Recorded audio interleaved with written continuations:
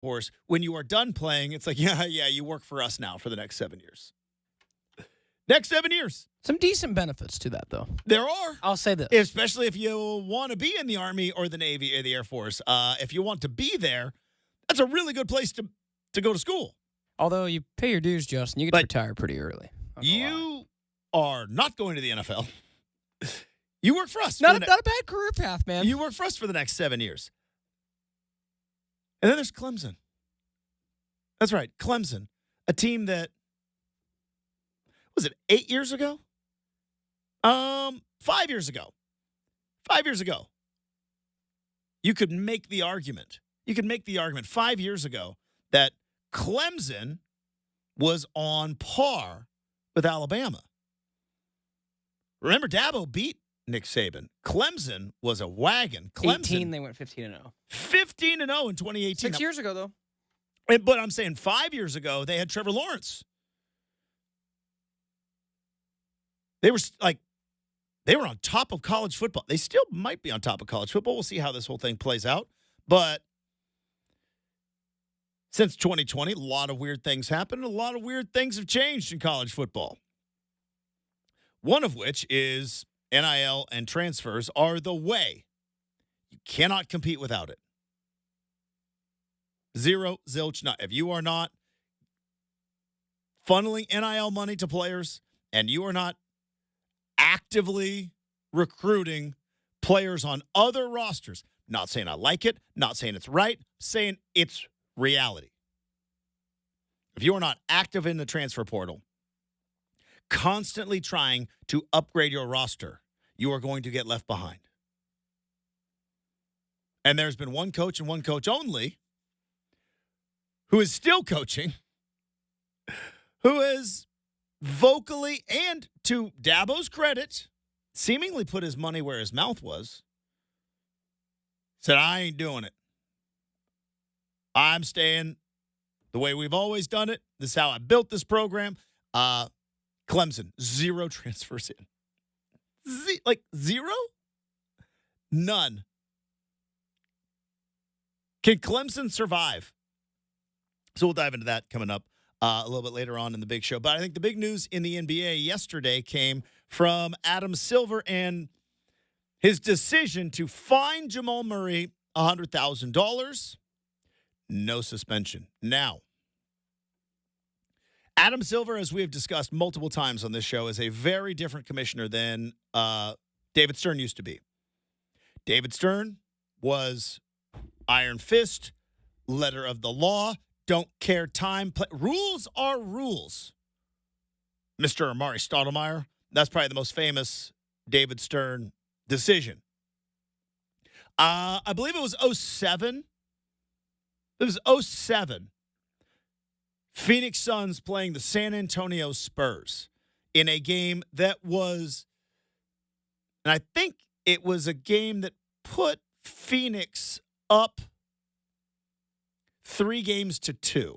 I think it was a game 5 in 2007, and Phoenix was up, and Steve Nash is dribbling down the side of the court, and Robert Horry pulled a Pat Bev, essentially, and just shoulder checks Steve Nash into the press table. Everybody's fired up. Looks like there might be a bit of a brouhaha. And Amari Stoudemire, who was on the bench because the game was over and who was at the time arguably Phoenix's best player. I know Steve Nash won the MVP, but arguably Phoenix's best player.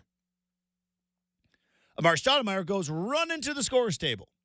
Doesn't even actually step on the court. He just went running to the scorer's table. And David Stern said, yep, you left the bench. That is the rule. You are suspended for Game 6. The Suns would go on to lose Game 6. The Suns would go on to lose that series. They would not win an NBA championship. And by the way, Phoenix Suns still searching for that NBA championship. Butterfly effect, maybe. But that's how David Stern ran the league. You left the bench. I don't care the circumstance. I don't care that you didn't even step on the court. I don't even care that once you realize you left the bench, you came back, you left the bench, those are our policies, you are suspended. Now, there are other circumstances in that series, but that was a decision that ultimately led to, I believe, one of the favorites in the West to play Game 6 without their best player. And everybody came David, how could you do this in the play? David Stern was like, that rule's a rule. Adam Silver is more of a spirit of the rule kind of guy. Yeah, we've got rules, but those rules, well, we can look at situations and context and make judgment calls.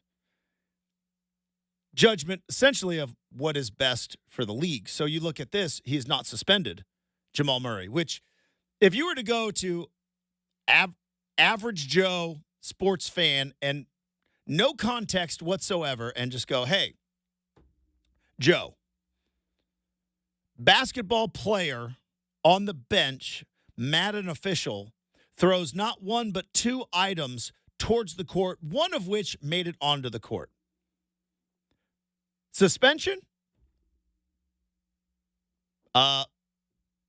Most average Joe NBA fans would be like, yeah.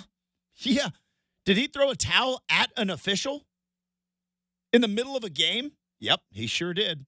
Did he throw a heating pad? Maybe threw it down in frustration, but still threw it. And it got on the court, and one of the players from the opposing team almost stepped on it, which would have caused a massive injury.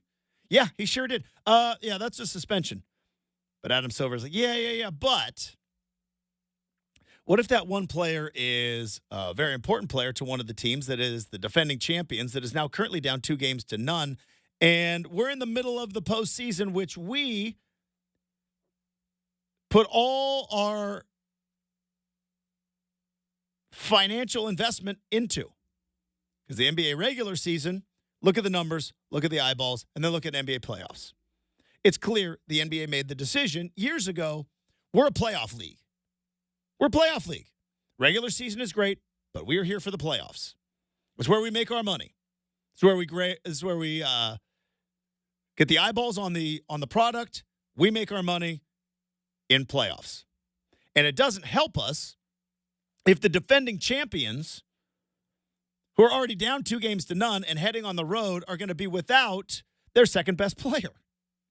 So, looking at all things, considering all variables, 100K, sound good? And here's the thing. I don't know if he's wrong.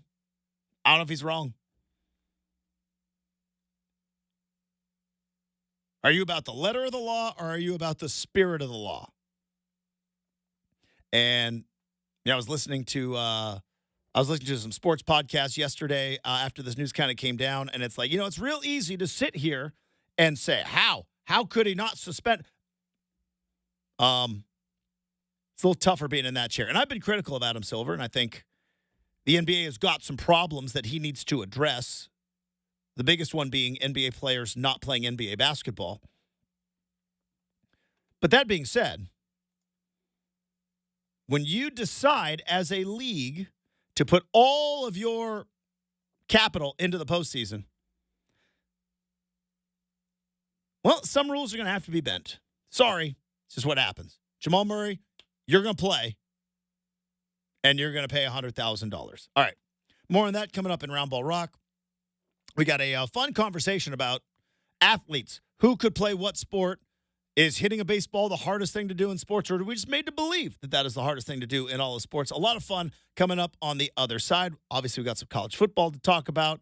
Plus, Tyson Alger joins us in hour number 3. So a fun-filled Wednesday on the way here on Rip City Mornings. But before we do that, I do want to talk to you about DeBella. That's right. Oregon's roofing, siding, windows, and bath renovation experts. And for the past few months, you've been thinking about updating your home, and now that we are in May, it's the perfect season to make that happen. My friends at DeBella do phenomenal work. You may have seen DeBella in Better Homes and Garden, Real Simple, or HGTV, and in my opinion, DeBella will handle your home improvement project better than anyone else in Oregon. DeBella has over 15,000 five-star reviews on Google, and you'll get award-winning customer service experience. DeBella's received top marks from Angie's List and Home Advisor. And as you plan your summer spending, well, we all want to save money. Did you know that you could potentially pay for your new roof with savings and federal or state incentives? Go with solar. Contact DeBella for all the details about updating your roof with solar shingles. Connecting with DeBella is easy. Estimates are free and scheduled when it is convenient for you. Now is the time to update your roofing, siding, windows, and bath renovations. And with DeBella's incredible financing of no payments until 2025 on approved credit, you can start saving today.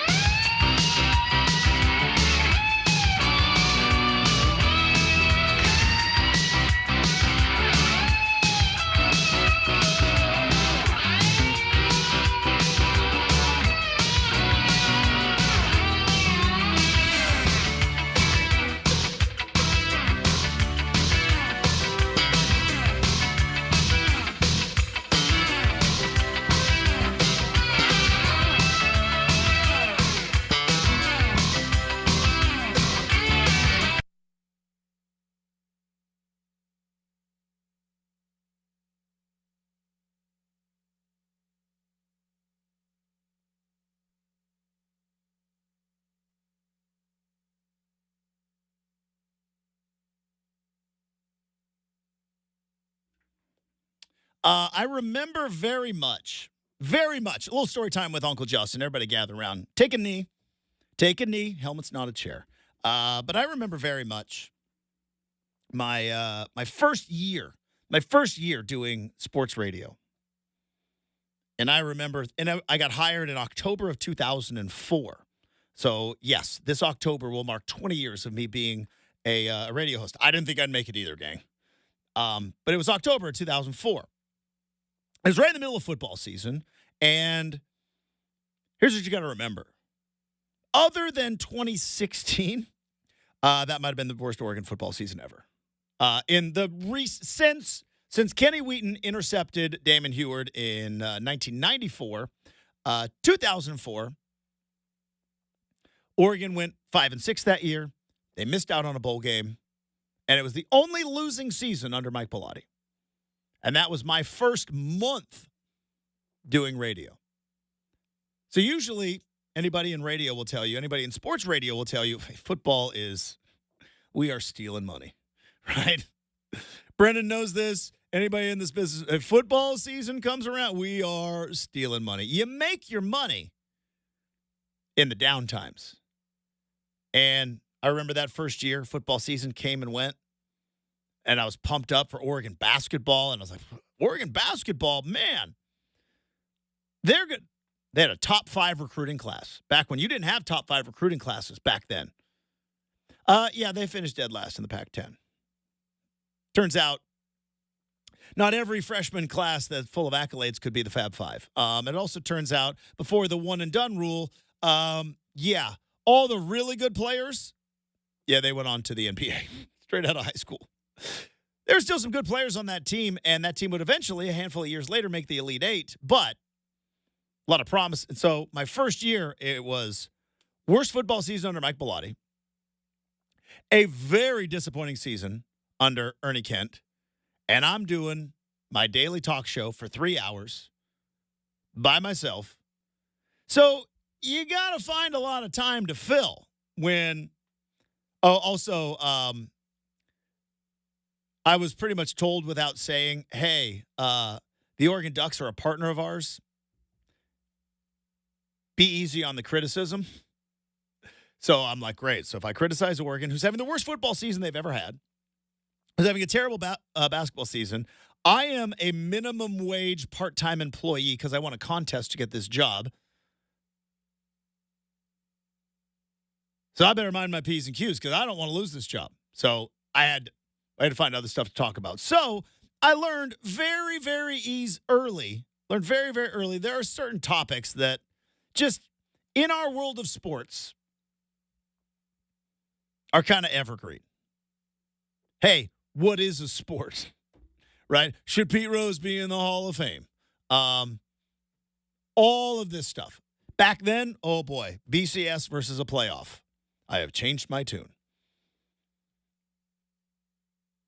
And one of those evergreen kind of sports bar, you and your buddies, hypothetical arguments has always been, well, which sport has the best athletes? And by the way, it's not just media members or average Joe fans. Athletes have these conversations too, all the time. Which sport has the best athletes? And, well, that topic was stirred up yesterday. Austin Rivers, former basketball player. Don't know if he was just having he retired? Yeah, I think he's doing media stuff now. Because I don't think he played this year. And young to call it quits, man. 31. But Austin Rivers was on the Pat McAfee show. And I don't know how serious he was, but he sounded fairly serious when he made the claim that the NBA has the world's best athletes. Here's what Austin Rivers had to say on McAfee yesterday. It's a real short clip, but here's what he had to say. Best athletes in the world that's us. I could take 30 players right now in the NBA and throw them in the NFL. You cannot take 30 NFL players and put them in the NBA. Whoa. Okay.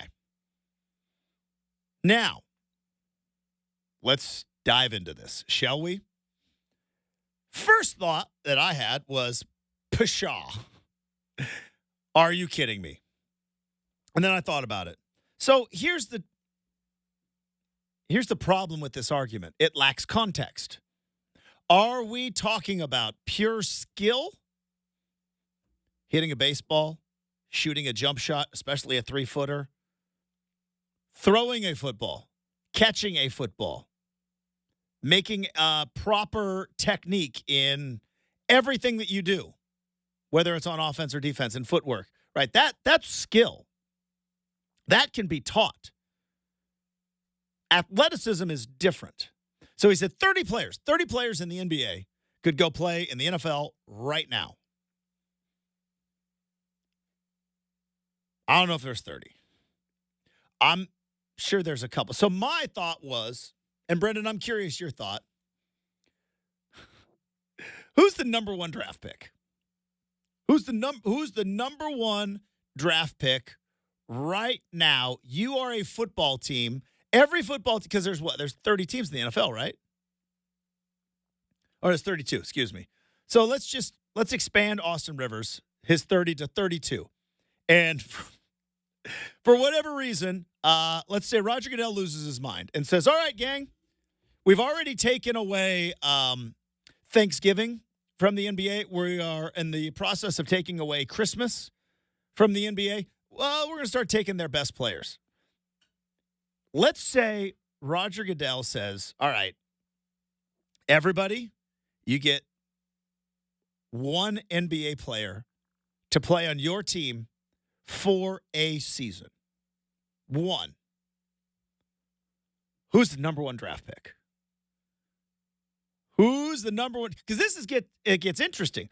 For years and years and years, this would have been the easiest decision ever. It's LeBron, right? For years and years and years, like, you take LeBron, you can maybe make him a tight end. You certainly could make him a slot wide receiver. He's 6'8", 260, pure rip, fast, strong. But LeBron's 39 years old. I'm going with Zion. Zion 6'6". Zion is very, very interesting. If you can get him at 280 as opposed to 340, 350, what he can roll sometimes. Mm-hmm. Yeah, 6'6", 280, dude. That is a. What position are you playing him? See, this is the other problem, right? This is why this discussion is so fun for me. He's going to go Iron Man for me, Justin. So he's going to go defensive line, edge rush, and then be my tight end, too. Edge rush.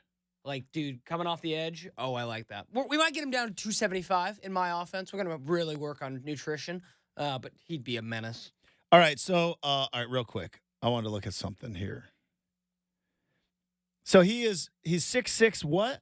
284 is what he's listed. We know that's not, that ain't it. For comparison, TJ Watt is 251. That's why I said we got to trim it down a little bit. Trim down. He's 6'4". So TJ Watt, 6'4", 251.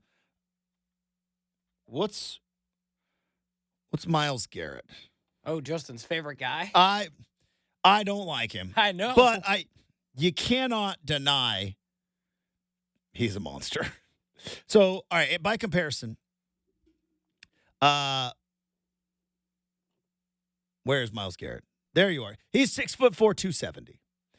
When you watch the NFL and you see Myles Garrett, Brendan, he's a monster. And to think like that's what Zion is, only 2 inches taller and roughly the same build. Zion.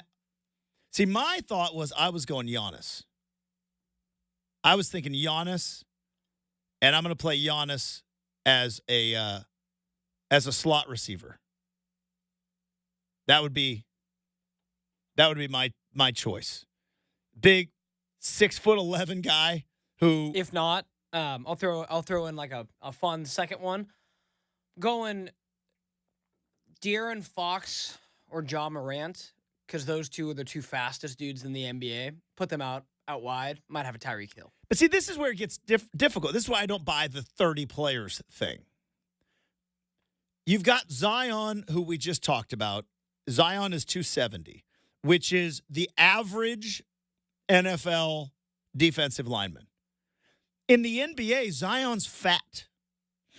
I didn't call him that. Stephen A. Smith did. In the NBA, he's fat. I love Ja Morant as a basketball player. Where would you play him? Corner? Receiver. Yeah. See, I don't think he gets off the line. Maybe not. That's where it gets Speed, fascinating. Right? Yeah. The speed thing is interesting, and like jumping ability, because right? You wouldn't think Tyreek Hill would get off the line. He does. He does. Ja Morant, I could be completely wrong, but Ja Morant and Tyreek Hill, I can't say that their like physique is all that. Like let's see, Ja Morant is 6'2", 174. I bet Tyreek Hill's 190 at best. Let's see. What's Tyreek Hill? 5'10", 190. So you put 20 extra pounds on. Yeah. But you got 3 inches. That's impressive, though. Gosh. So there's 2 things. You're too young to remember this, Brendan. But there was a time in professional wrestling where we had the NWO. And you watched the Last Dance, where there was the part where Dennis Rodman didn't go to the practice during the NBA Finals and went to participate in pro wrestling with the Hulkster as part of the NWO. And I think the good old Hulk's like, why would you need to be in Detroit or something like that? Yeah. Right? So love it. So that summer, Karl Malone goes to professional wrestling to face off against Rodman. It was a whole thing. Yeah. Remember in the 90s, or watching video of the 90s for you, but how big Karl Malone looked compared to NBA players. And then you put Karl Malone in the ring with professional wrestlers, and he looked skinny. I remember being like, man, Karl Malone is skinny. But he was also gigantic, incredibly tall. So if you are thinking like, LeBron has the current build right now to be able to, I think, physically play in the NFL. I think clearly Zion does. I think Giannis does.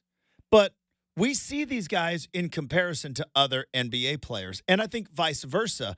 I don't think most average Joe fans understand how tall NBA players are, right?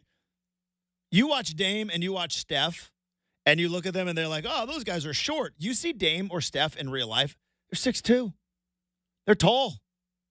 Like, go around your office today. Find somebody 6'2" or taller. They look gigantic. So, like, Ja Morant is fascinating if, in fact, he has got the speed of, like, Tyreek Hill. I definitely think he's got 3 inches, 4 inches on him. Who was the other guy you threw out there? De'Aaron Fox. De'Aaron Fox. Same kind of thing. I'd take a point guard for my receiver because I think, those guys are extremely fast. And, like you said, you got to put on some pounds, get past the DBs at the line. But yeah. Like, I'm thinking Jalen Brunson is like a safety, maybe. Physical. Trying to think like someone. But football physical obviously is not basketball physical. So I wouldn't touch Kawhi Leonard. The knees would not work. Well, and that's the other thing that we don't.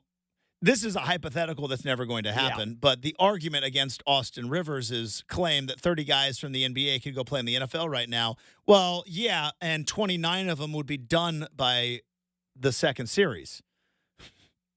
Because in the NFL, you get a ding, you go back out, and you play.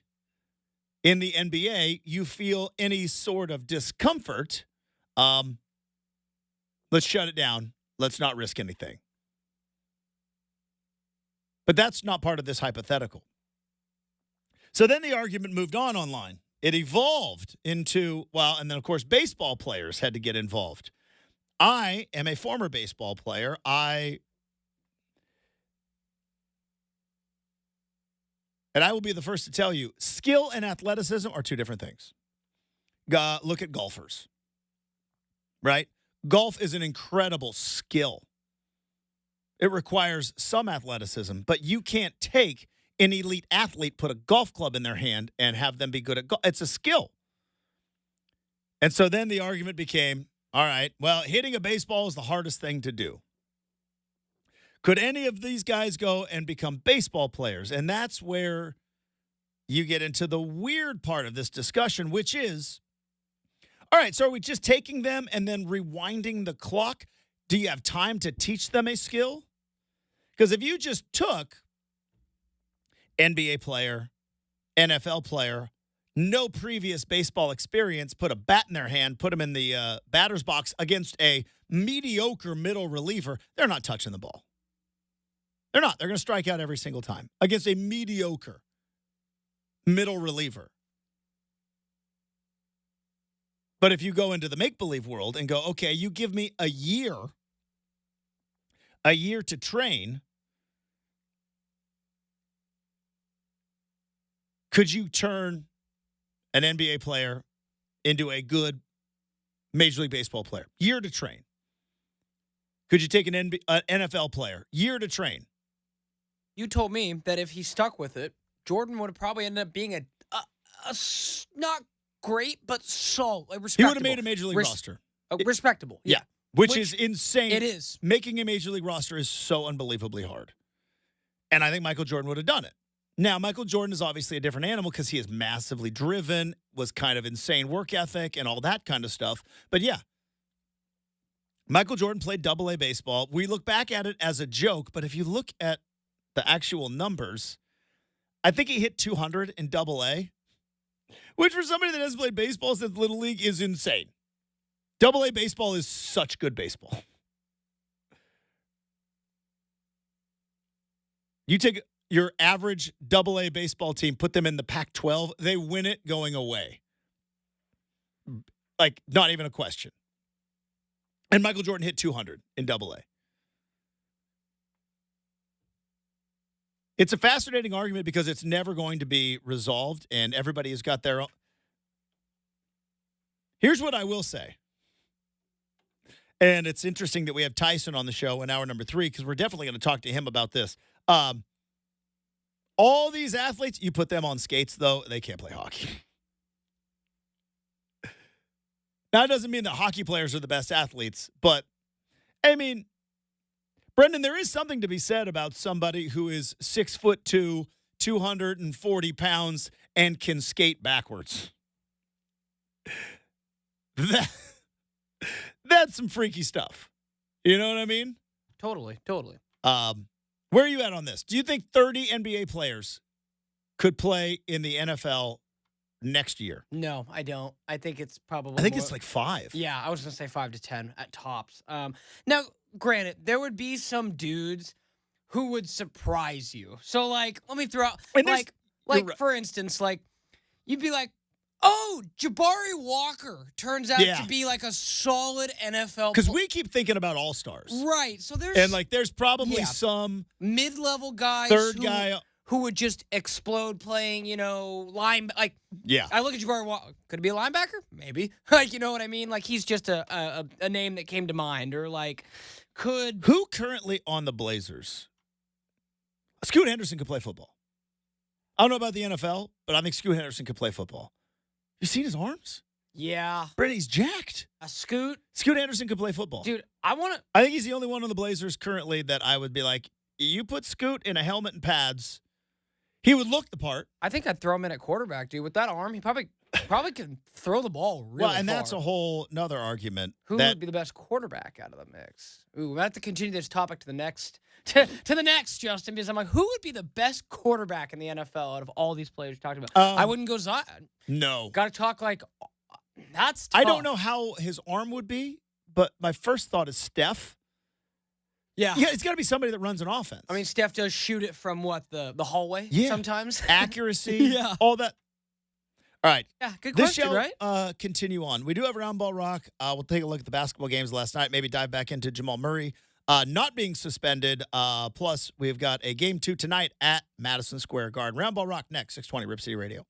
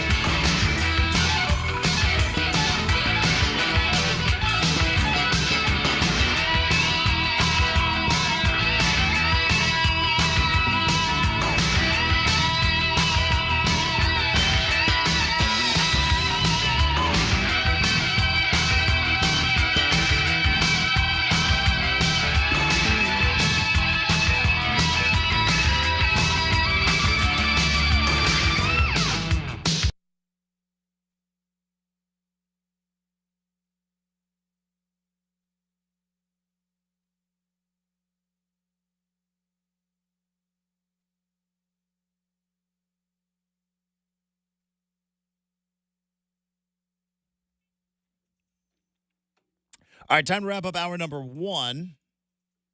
We had 2 games in the NBA last night, a pair of game ones, kind of a pair of snoozers, to be perfectly honest. And it's going to happen. But obviously Jamal Murray not being suspended.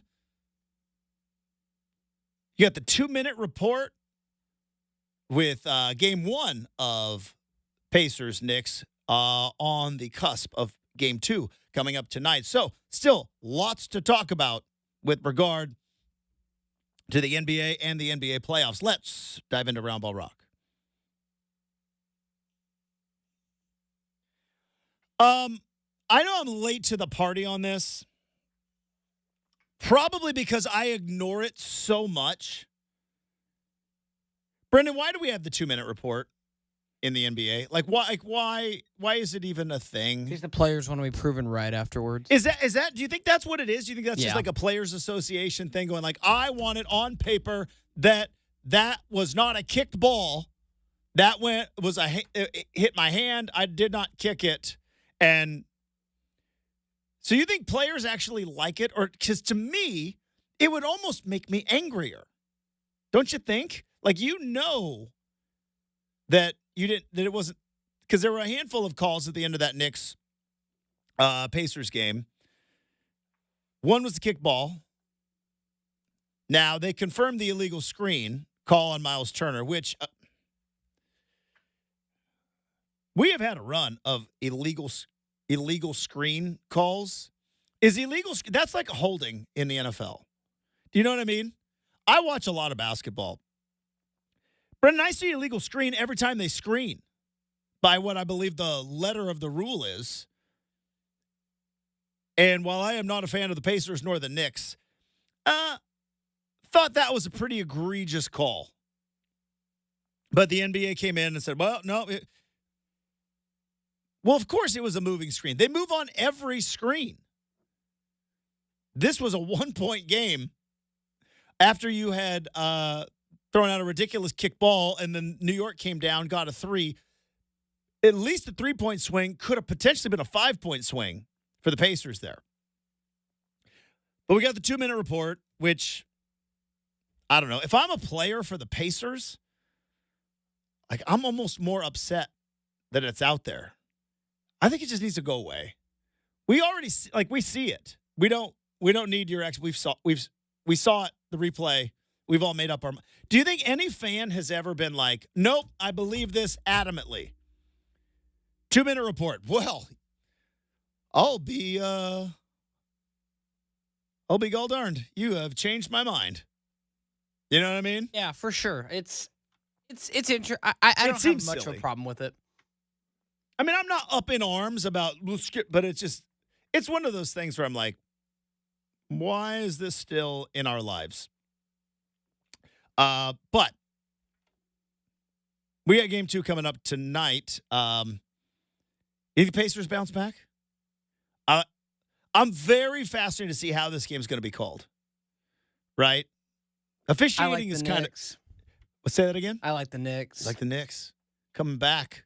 Yeah, I think the Pacers kind of got a little over their skis, winning a series that they probably wouldn't have won if the Bucks were healthy. So I think the Knicks are going to get it done.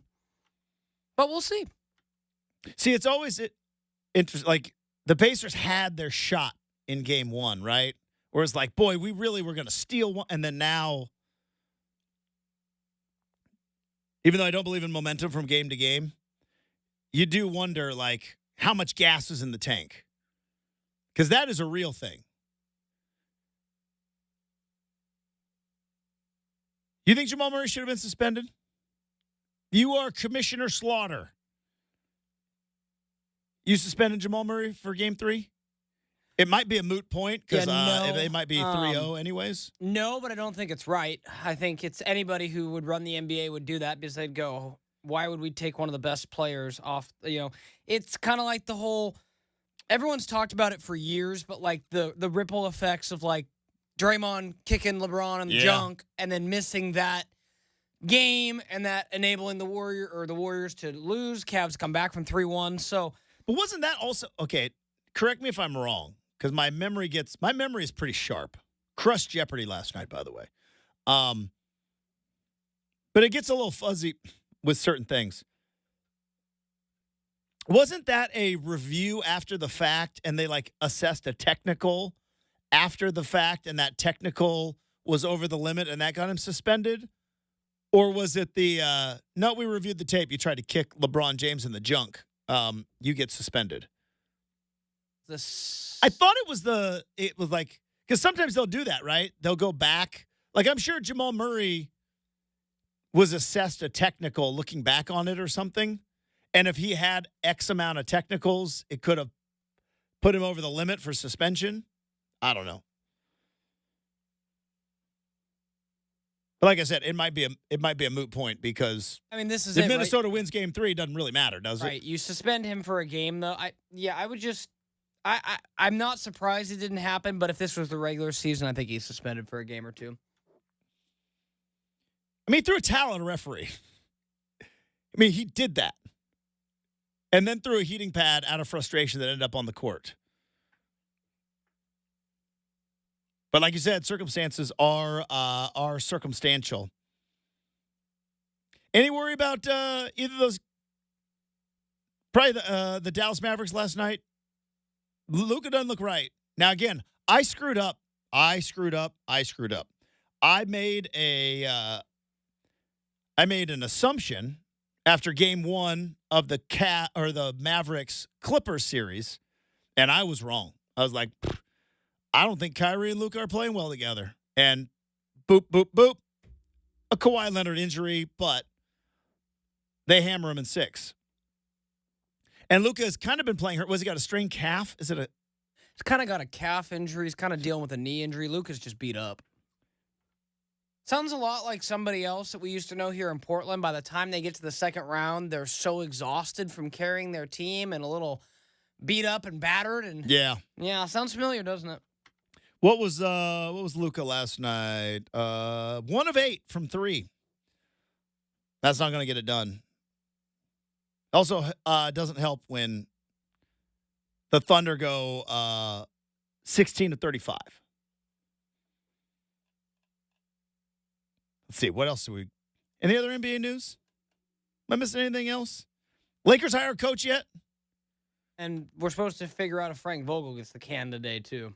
Oh, Frank Vogel might get the can today. Or they're going to run it back. We'll see. I also heard if you're going to keep the roster, might as well run it back. Might as well. No coach is going to be able to sprinkle pixie dust on that thing. Yeah, and I also heard, Justin, that LeBron is not going to be the only voice that they listen to in the Lakers coaching search. They apparently said that AD's voice... Jack? They're going to listen to Jack? AD's voice might be louder because AD's going to be there a whole heck of a lot longer. All right, real quick, 5 seconds. Who plays longer for the Lakers, LeBron or AD? AD. You don't think they're going to bounce him at some point? I think they're going to hang on to him because otherwise they're going to be post-Kobe era where it's real bad. It's going to get real bad. All right. It's going to get real good, though, because Hour 2 comes up next, 620 Rip City Radio.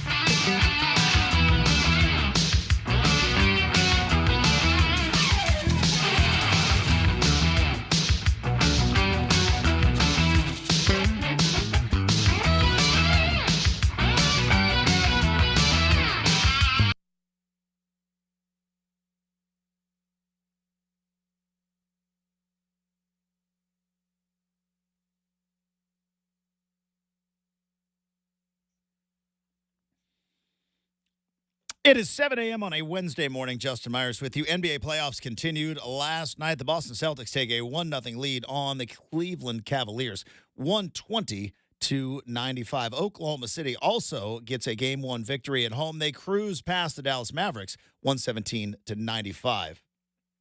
Just one game in the playoffs tonight as Pacers-Knicks Game 2 at Madison Square Garden. But the news from the NBA yesterday that Commissioner Adam Silver will not be suspending Jamal Murray of the Denver Nuggets after he threw a towel and a heating pad, some may say towards an official.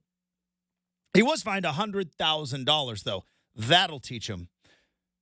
Coming up in hour number 3, Tyson Alger joins the big show in his normal Wednesday spot. But hour 2 of Rip City Morning starts right now on 620 Rip City Radio.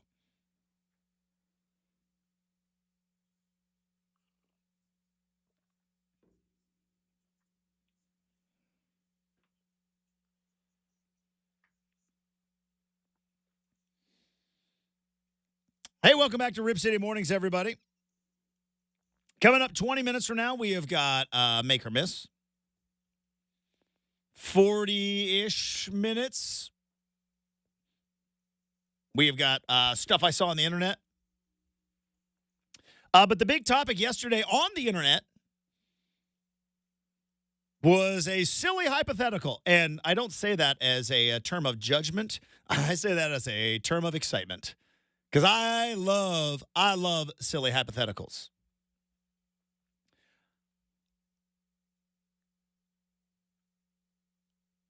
I think it was JJ Redick was on a Barstool podcast not that long ago. Not on his podcast with LeBron that might have inked him a job as an NBA head coach, but the question was brought up, and JJ Redick was asking, like, what is it about sports media and vis-a-vis sports fans? What is it about hypotheticals, right? What is, and it's like, it's the dude's version of gossip, right? It's the guy's version of gossip. Well, what if this guy played there? Is this guy better than that guy?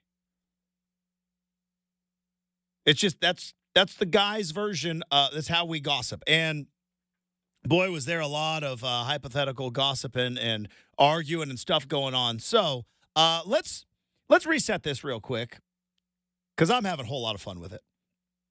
Austin Rivers started a firestorm yesterday on the Pat McAfee show with a pretty hot take, but nothing like salacious. But this is what Austin Rivers had to say in terms of which sport has the best athletes. Here's what he said on Pat McAfee's show yesterday. Best athletes in the world that's us. I could take 30 players right now in the NBA and throw them in the NFL. You cannot take 30 NFL players and put them in the NBA. Whoa. All right. I don't know if I agree with the first thing he said. I don't know if there are 30 players in the NBA right now who you could put into the NFL. I don't know if that exists. I know there's a handful. There are just freakish athletes out there. I do agree with the other part. I don't know if you could take 30 NFL players and put them in the NBA. I think they would stand out like sore thumbs. I know there has been, like, Tony Gonzalez, maybe the greatest tight end of all time until Travis Kelce is done with this whole thing. He played basketball at Cal. I watched him play back in the 90s. It was fun. But that's not the NBA.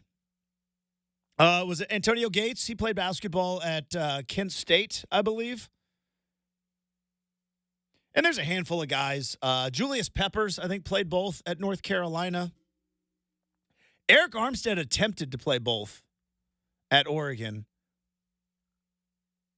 And then I think realized I'm going to be a first-round draft pick in the NFL. I remember that. I don't think I'll be playing basketball anytime soon. And interestingly enough, Justin, like, there's cases with that, like Adley Rutschman. Case in point, do you remember when he tackled Christian McCaffrey? That's right. Everybody knows. And then somebody whispered in his ear, "You're going to be the number one overall pick, dude. And you're going to make $1 bazillion doing it." But maybe let's stop tackling future All-Pro MVPs. Yeah, but like even a more like football version of that the other way, Justin, is when Jordan Poyer came to Oregon State. Yeah. He was on Beaver baseball, Beaver football team, and Beaver baseball at that time, was about 2 years removed from a national championship. So not, and I'm sure, and he chose football and still playing football. So right decision for him, but nobody can really, this, Justin, from being a college athlete. Junior college. Let's just be accurate. For this example. Every once in a while, I like to throw that out there. I was a college athlete. It makes it sound so good. It was junior college. Yeah, okay. For this example, it'll It work. was junior college. And this, Justin. We just talked about Michael Jordan. You can't do football and baseball because you're training different muscles and using different things and different skill sets. Yeah, totally. So have there been guys who can maybe play football and basketball? Maybe, but football, baseball, even though they're different times of the year, Justin, spring football conflicts with spring baseball. It's just too hard. Now, here's my other argument, though, with this, because I think instantly taking NBA players and putting them on the other way around, or NFL players and putting them on NBA teams, right? Because Austin Rivers said, you can't take 30. All right, here's my argument about this, though. And it will bring in my soccer argument, which soccer fans hate. It's what made every soccer fan hate me from Eugene to Seattle and all points in between. But I used the case of Hakeem Olajuwon. Hakeem Olajuwon, Brenden, as you know, is a Hall of Fame basketball player, one of the best big men of all time, one of the most dynamic scorers in NBA history, had an unguardable move. Hakeem Olajuwon didn't start playing basketball until he was 16 years old. He didn't play basketball until he was 16 years old. Played soccer. Played volleyball. But where he grew up in Africa, basketball was not an organized sport. And 3 years later, he was the best player in college, and then was the number one draft pick 4 years later, and had a Hall of Fame career. So what does that say about basketball? That if you could take someone who is tall and athletic, and like Hakeem Olajuwon, who is a freak athlete, and I say that as a compliment, who didn't pick up a basketball and didn't play the sport till he was 16. A funny story with 4 years later, he's the number one draft pick in the NBA. Apparently, Justin, Don't you think somebody in the NFL could learn to play basketball? Yeah, if you could learn this, apparently this is a true story. It has been said that a coach in Nigeria once asked him to dunk at 15, right? Yeah, never done it before. And said to demonstrate, Olajuwon tried to stand on a chair. Yeah. So he could dunk. I mean, so yeah. So think about and then he that. became Dream Shake. Literally He's number one overall pick. Yeah. Perennial All-Star, two-time NBA champion. I think an MVP in there. 2 MVPs. Did he win 2 MVPs? Same 2 years he won the title. Dude, is there anyone who's happier that Jordan went away than Hakeem, dude? He's probably thank you, Mike. Appreciate you, man. Hakeem or Clyde? Because Clyde got his one and only ring that second year. Yeah, probably after both. He left the Blazers, because Jordan ruined Clyde's dreams in 92 and was not around to ruin them again in 19. Well, he was there in 95. Wait, so basically everybody except for the Knicks, because you think about it, Gary Payton got his ring with the Heat down the line. Yeah. John Stockton Malone never so Stockton did. Malone never got their ring. They were the only one. The Stockton Malone and the Suns never got one either. Suns never got one. So that's fascinating to me. Well, Clyde got a ring, but the Blazers did not. No, they did not. Yeah. But you know what I mean? And maybe Hakeem Olajuwon is just one of those, an outlier. But I think, didn't Joel Embiid, not play basketball until he was 15? He's the MVP of the league. Yeah. No, I mean, and hey, that's, we talked about the draft yesterday, and, Justin and I have talked about how, Alex Sarr is a very raw prospect who hasn't played basketball for a lot of years. Yeah. You don't know, right? So that's what I'm saying. Instantly, you're not going to be able to take 15 for Embiid. He started playing basketball when he was 15. Modeling his game after Hakeem. What a shock. Well, when you're 7 feet tall, that's a pretty good game to model after. But that's the whole thing. The amount of skill it takes in basketball, I get it, but Joel Embiid didn't play till he was 15. So, yeah, all you AAU kids that were playing 12-year-old basketball, travel ball, all over the place, big tall guy didn't play till he was 15. Then didn't play college basketball, and still won MVP. So I think the whole point of all of this, which I love, is that freak athletes are freak athletes. You teach, if you can pick up a skill, you're going to be able to pick up a skill. And I would imagine. Just do you even remember Joel Embiid at Kansas? Not one bit. Yeah. I don't think he played. Let's Did see. he? How many games did he? I didn't think he played because there were eligibility issues. That's 2014, but I legitimately cannot remember. Brendan, I don't think he played in a game. Wow, he was teammates with Wiggins there too. Wow, that's just no, played 28 games. Okay, I was completely wrong. Maybe it was the next year they had the eligibility issues. He played by the time. That's why, because he was hurt for the NCAA tournament the one year he was there. Yeah, I don't start watching till the tournament. Yeah, exactly. Like Oregon. all of us. But I'm like, how do we not know this guy, this 7-footer for Kansas, who was, yeah, funny how all that works. But you know what I mean? Like, so you couldn't get these NBA players or these NFL players to play in the NBA. It's like, Akeem didn't play basketball until he was 16 years old. Well, and then on top and of then it, and becoming a 2-time MVP. Yeah. So I think you could. It just, it's training and attention to detail and everything else. How? I mean, it's one of those things, Justin. Last thing on Embiid, like to your point, right? Plays a little bit at Kansas. I forgot he sat out for 2 years. 2 years. I mean, it's a miracle he's even MVP. I mean, maybe he did play basketball until he was 15. Maybe the Blazers should have just shut down. Played a handful of games at Kansas. Didn't play for 2 years. And then, ho-hum, top 3 player in the world right now. Maybe the Blazers should have shut down Odin when they drafted him. Just a thought. Wow.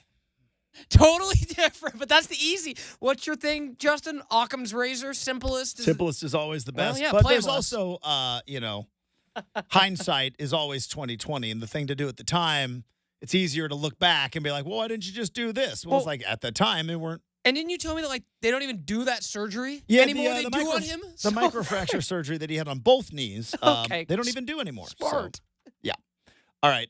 Coming up, we got Make or Miss. We do have stuff we saw on the internet as well. Before we get to all that, though, I once again want to tell you about DeBella. That's right, Oregon's home improvement experts. They're specializing in roofing, siding, windows, bath renovations. May is here, and finally, May weather is here. So now it's a great time to take care of projects in your home. Plus, DeBella will come to you. That's right, on your schedule and provide you with a free estimate. It's easy. You can trust my friends at DeBella. They've got over 15,000 5-star reviews on Google. And now DeBella has a fantastic financing promotion. No payments until 2025 on approved credit. That's right. The sun is out. You know what that also brings? Solar energy. Solar shingles can bring you savings. So go with solar.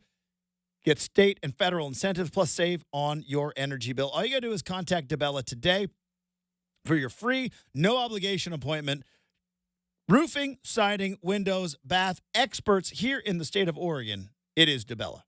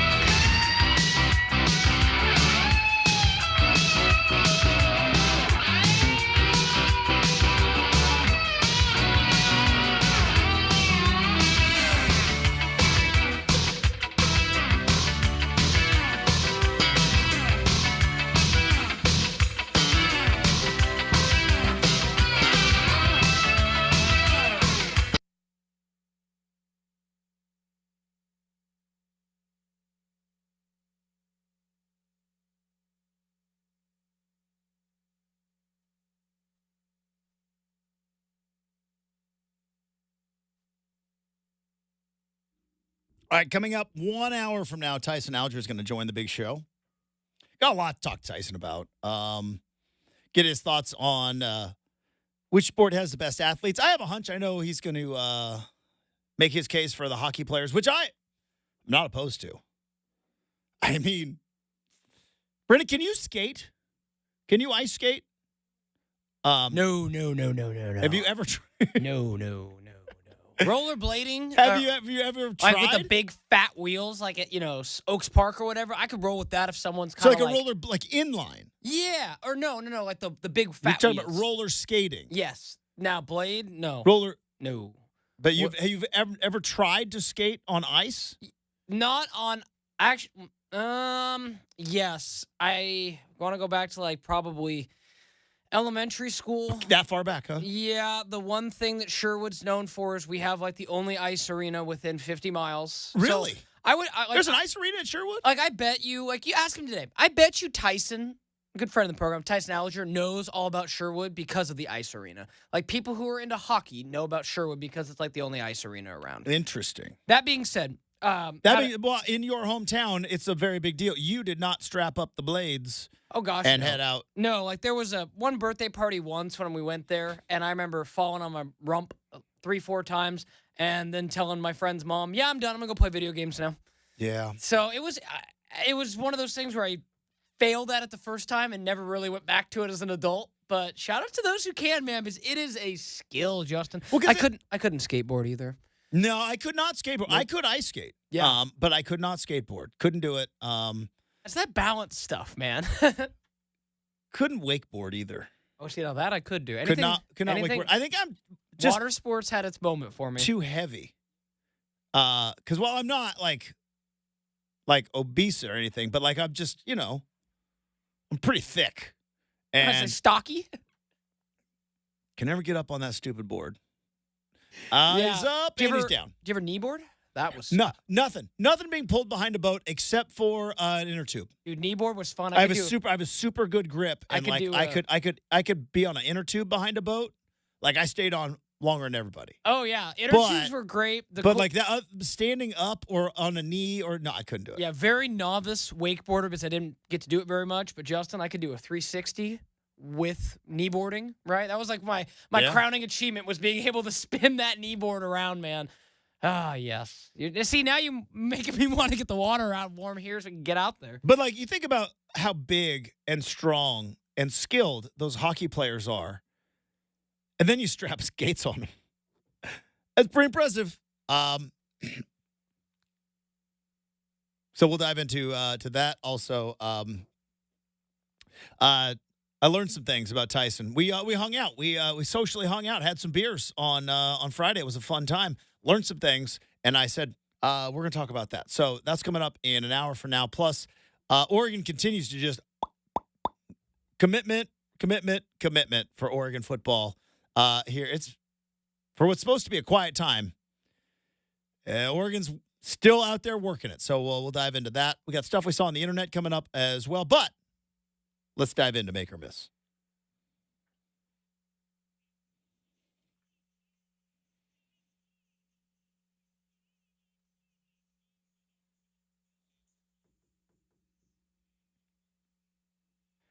All right, firing up Make or Miss today.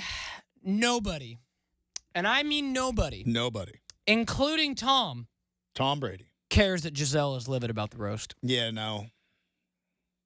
That's okay. Do we know that she's livid, or was this? Oh yeah, no. This is real. I haven't heard it from her mouth. It was People Magazine reported sources inside Giselle's camp. Sound like I'm sure she was. The quote is she's livid with Tom for even agreeing to do it. So yeah, okay. Apparently it's. Let me ask you this. No, and real quick, Justin. Yeah. Sorry, and with that, like, I can understand where she's coming. Like, let's just, even in a joking sense, Justin, if someone made jokes about you, being unfaithful, which is totally what was going on in that, like. And again, none of us were there. Is it possible Giselle cheated on Tom or vice versa? Absolutely. That's what people do. But What famous people do. No doubt. But, like, you kind of know the juice. Like, you It is the mother of your children. You divorced Tom Brady, right? You maybe did have an affair. You gotta, you can't be surprised when that comes into the, you know what I mean? It seems to me like now it's like separation, baby, church, state. You guys go on to your thing. Tom's over here, mom's over there. We will not be cohabitating anytime soon. For argument's sake, for the contrarian opinion. The jiu-jitsu teacher is Jack, though. Not going to lie. Well, yeah, he's a jiu-jitsu teacher. I'm looking at a picture right now. Like, Joaquim is his name. It's one thing to be like me, a guy that goes to the gym every day. It's another thing to go to the gym for your job. You know what I mean? So, let me throw out a contrarian opinion. If I'm Giselle, why is he even doing this? In all seriousness, what was the benefit of Tom Brady's roast? He doesn't need the money. But he got a lot. He did, and it went to charity. I think it was a big charity drive thing. Now, most roasts are. The money goes to charity. But he doesn't need the money. He just signed. What's his Fox deal? $300 million? Well, half that went to Giselle. Do we know that, or is that reported, or is that just kind of out there? That's like kind of been out there. He didn't need the money. He didn't need the clout. Well, and not to mention, he probably I don't know, Justin. You said, like, I'm just curious. What was the motivation to do it? I'm glad he did. I had a very fun time on Sunday and then Monday morning watching it. But I'm just curious. Like, what was the reason to do it? Yeah, see, I'm going to push back on your theory and say, let's just say he did go through a divorce where maybe he loses some of his net worth, which is not out of the realm of possibility, considering the fact that he's been kind of the bigger breadwinner for recent years. More than Giselle? I thought she was like a billionaire. Well, if memory serves, she took some breaks from modeling when they had their kids, and that's why she wanted him to retire from football. He could kind of be more stay-at-home dad. She could go back to modeling, kind of a thing. But second, Justin, he lost a ton of money with Mr. Bankman-Fried. Yeah, he lost, what, $30 million? Something like that? Which, liquid cash, Justin. Now. And I'm just saying, if it was me, I might need a little replenishing of the coffers. Okay. This is according to Google, which has never lied to me before. So clearly, if it's on Google, it's 100% true. Google says Gisele Bündchen worth $400 million. Tom Brady worth $250 million. According to this, Gisele makes $40 million per year. That's celebrity net worth, which, I mean, is the gospel.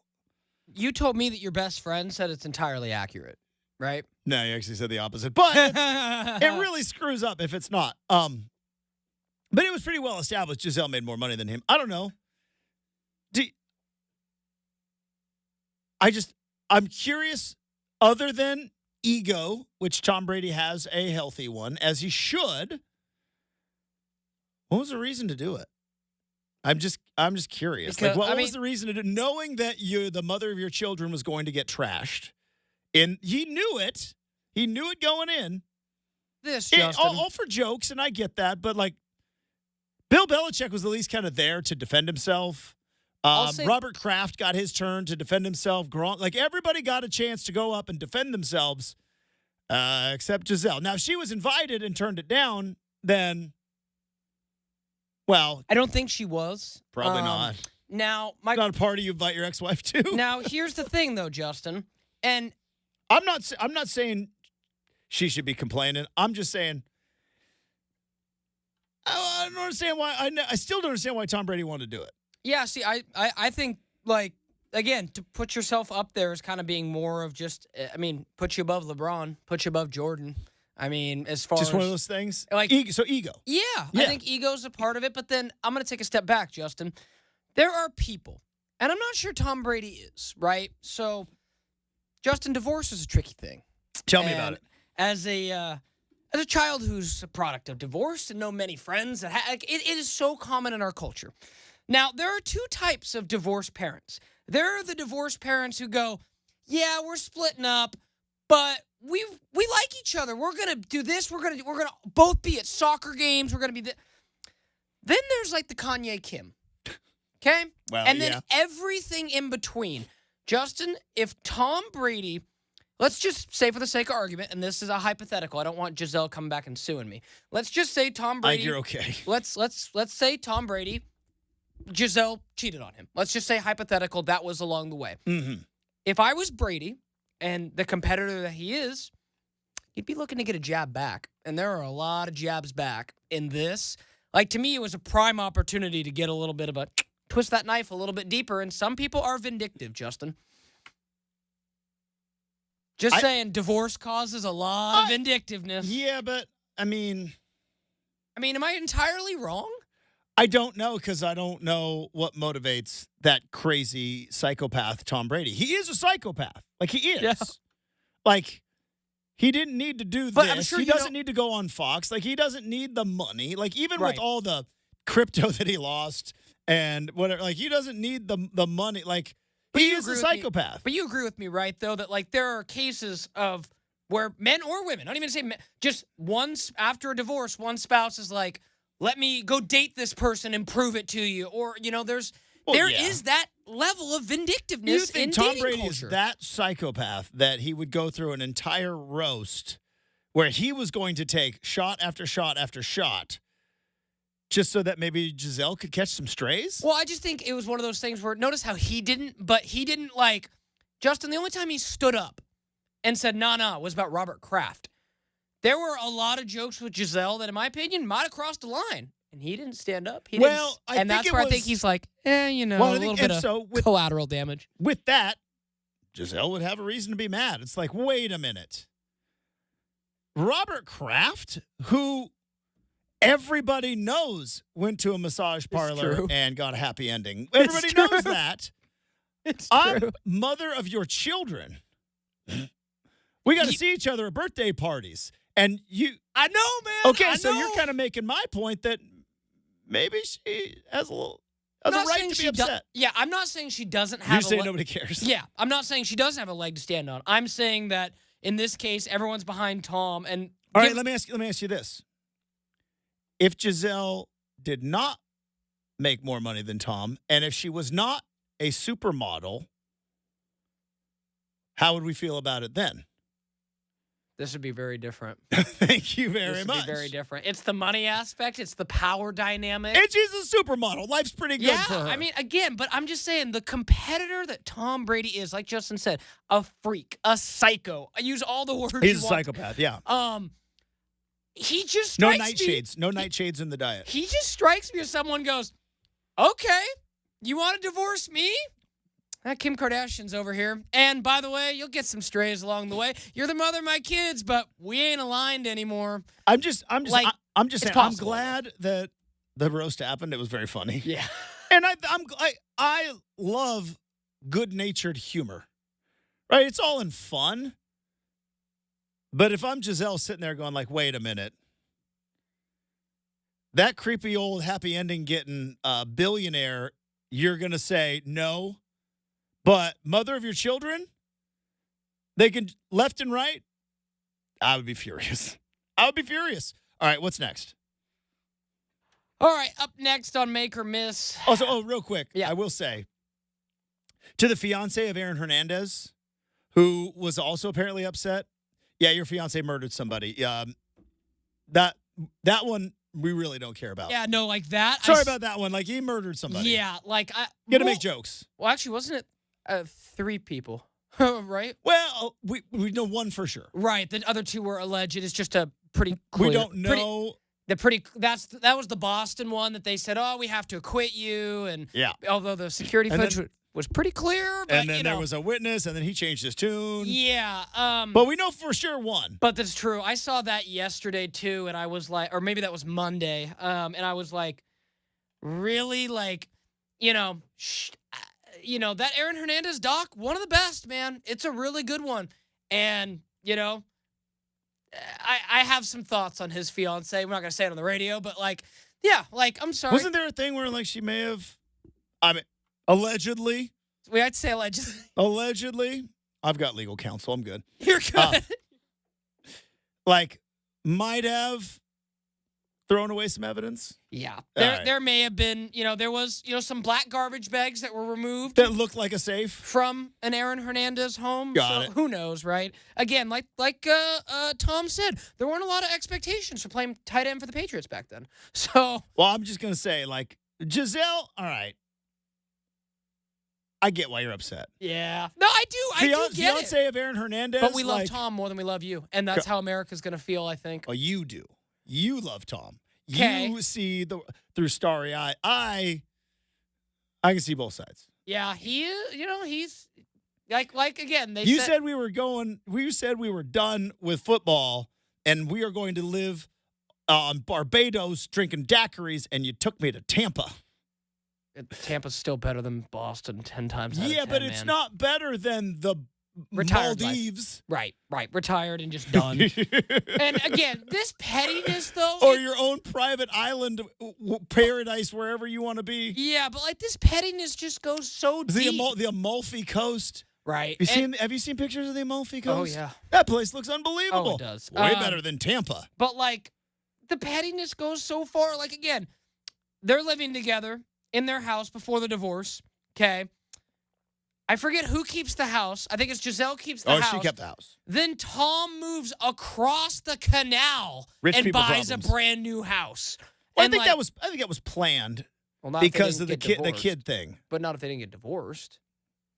Trust me, Justin. Rich people get to do rich people things. Let me ask you this, Justin. You were married before. Yeah. When you got divorced, would you have ever lived across the street from your No, ex? but didn't have kids, though. Fair, but still, I'm wanting to get...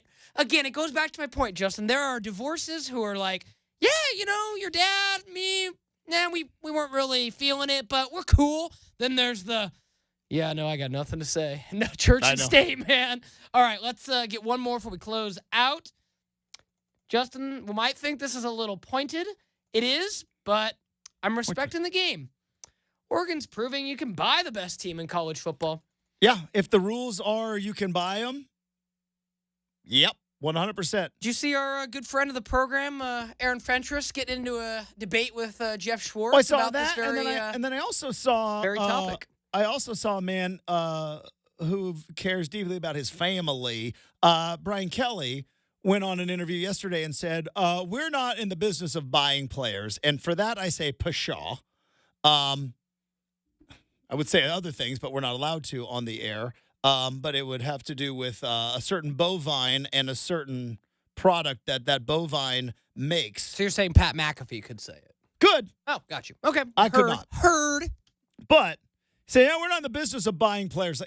Yeah, you are, because that's the business of college football. Matt Rule said it best a year ago, Justin. It's a Mill 5 for a good quarterback. Right? Was it Mill 5? I think he's at 2. Or 2? I think he's at 2. Yeah, regardless. And Justin's the quiet part's been said out loud now. This is what everybody wanted. It's what everybody wanted. Pay the players, right? Pay them. Did we want pay the players? Well, I have been on the hill taking those are slings and arrows. Taking the slings and the arrows because I have said I do not believe college players should be paid, and everybody said, there's $1 billion industry on the backs of basically slave labor. It's no, it's not. It's not even close. And I said, you know how I know I don't like this? Because my team would benefit the most. And lo and behold, here we are. Oregon's benefiting the most. And yeah, not only do they have some of the deepest pockets in college football, as everybody is finding out, they're also smarter about the money part of it than everybody else. You want to know why? Because there is a multi-decade relationship with Oregon's biggest booster and their athletic department. Whereas Texas A&M, I don't know if their biggest booster really had a relationship with Jimbo Fisher. You know what I mean? Whereas Rob Mullins, athletic director at Oregon, I'm pretty sure him and Phil Knight know exactly what the next move is, and they've been working lockstep together. So you change the rules. Rules now benefit Oregon. Oregon gets all the best players. Well, a lot of really good players. Now, You got to put that on the field and win some games. They've won a lot of games. Got to win them all now. All right. Coming up next, stuff we saw on the internet to wrap up hour number 2, 620 Rip City Radio.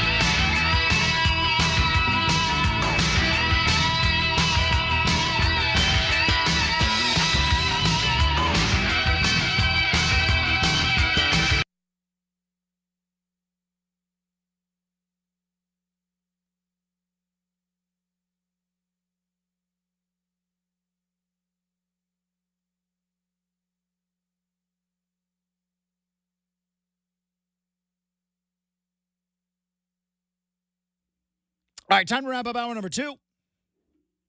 Stuff I saw on the internet. I live on the internet too much. I see some interesting things, and I like sharing some of the interesting things I see on the internet. And my wife gets annoyed at some point where she's like, yeah, I get it. That's kind of cool. So you all get to have this fun time with me in the morning. So, Brendan, when was the Masters? The Masters was like a month ago, right? Felt like, or like 3 weeks ago? I think a month ago. And one of the biggest things that we talk about every single year, and I love talking about it every single year, is the concessions at the Masters, right? I believe the number is $65. $65 can get you everything on the menu. $1.50 sandwiches, $5 beers. We went through the list, like if we had $20, what would we buy and all that stuff. Now, what they don't tell you is how much it costs to go to the Masters and how much the apparel is and how much the merch is.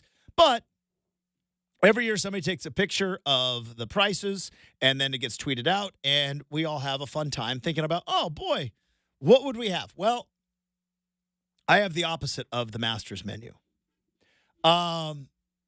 This last weekend, F1 was in Miami for I believe it's the Miami Grand Prix.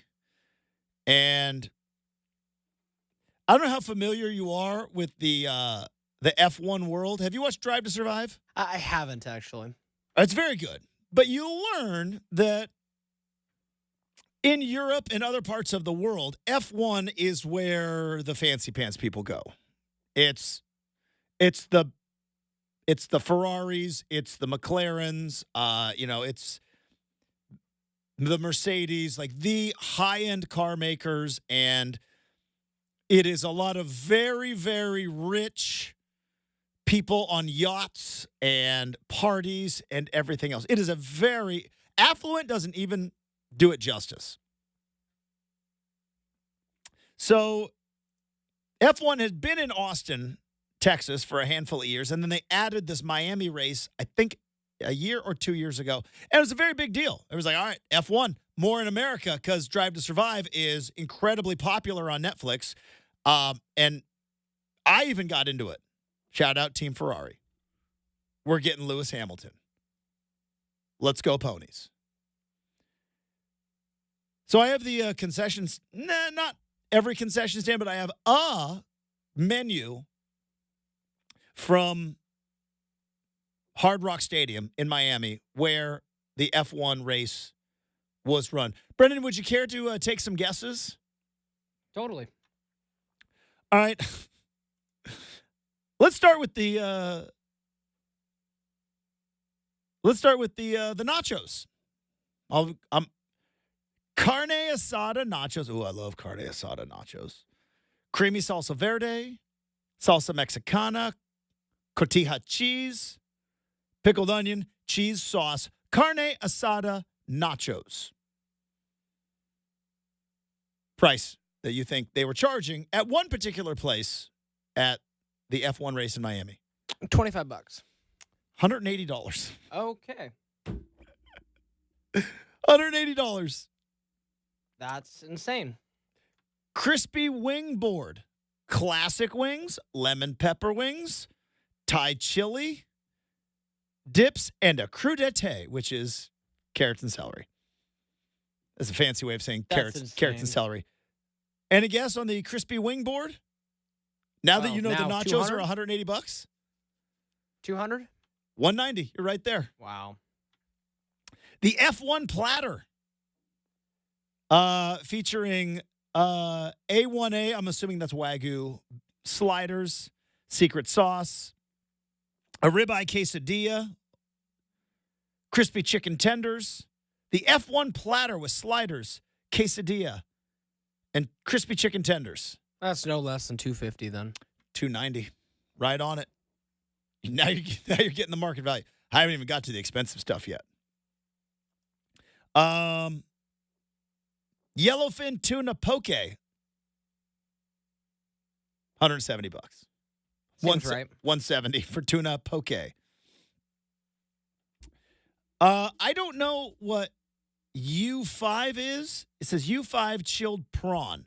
It seems to be cocktail shrimp, but I'm assuming U5 is probably some grade of prawn to where it is gigantic. But essentially, very, very, very nice cocktail shrimp. Most expensive thing on the menu. $290. Sheesh. That's insane. Maine lobster rolls are $280. Now, here's the thing. Because you know how, like, you go to, like, a bar and you get, like, the burger and they're like, hey, you can throw bacon on there for $2. You know what I mean?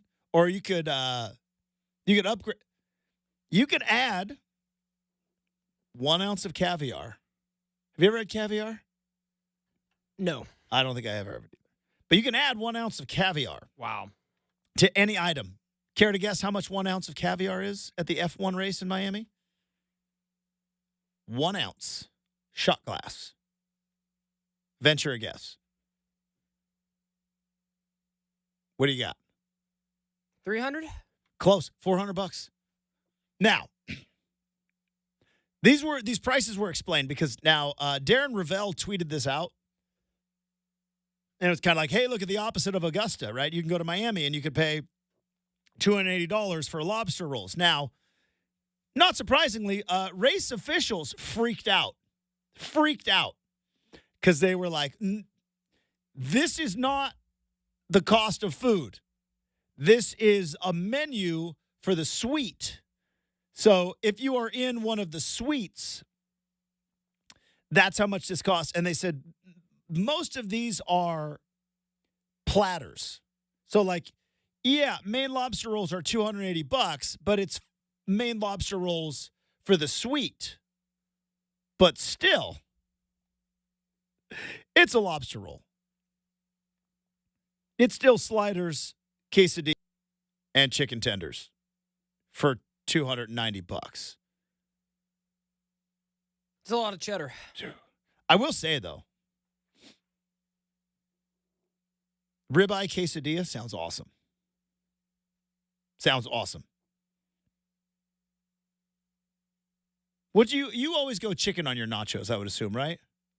Or sometimes you don't need a meat. No protein. Yeah, well, sometimes you don't need it. Well, Justin, you get protein from cheese. It's on there with the cheese. I always like it. I would go chicken. Pulled pork aren't bad either. Pulled pork nachos are so good. I'm out on the carne asada. I might make carne asada this weekend. now that I've seen that, I have some carne asada in the freezer right now that I might be firing up. All right. So there you go. That's how much it's going to cost to eat at the F1 race in Miami. Stuff we saw on the internet. Hour number 3 coming up. Some more basketball talk. Tyson Alger joins the show. RCM mailbag and much, much more. That's all next. 620 Rip City Radio.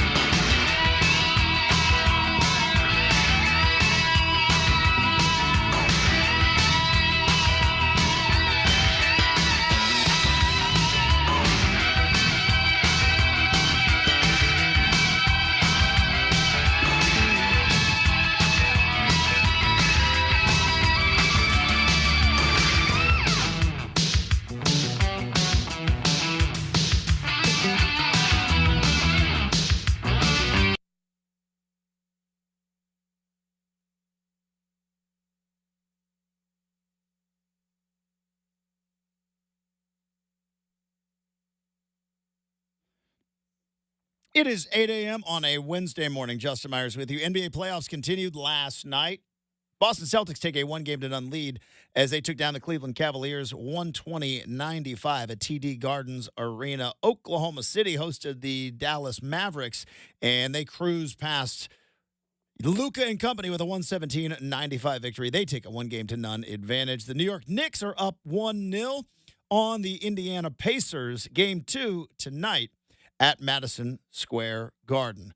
Other NBA news, Jamal Murray will not be suspended by the NBA for Game 3 of the Nuggets and Timberwolves series. He was assessed a $100,000 fine for throwing multiple items at or near the court of play. Tyson Alger, friend of the program, is going to be joining us in approximately 20 minutes. We've also got an RCM mailbag. Some fun football talk, though, starts off hour number 3 as we start Rip City Mornings on 620 Rip City Radio.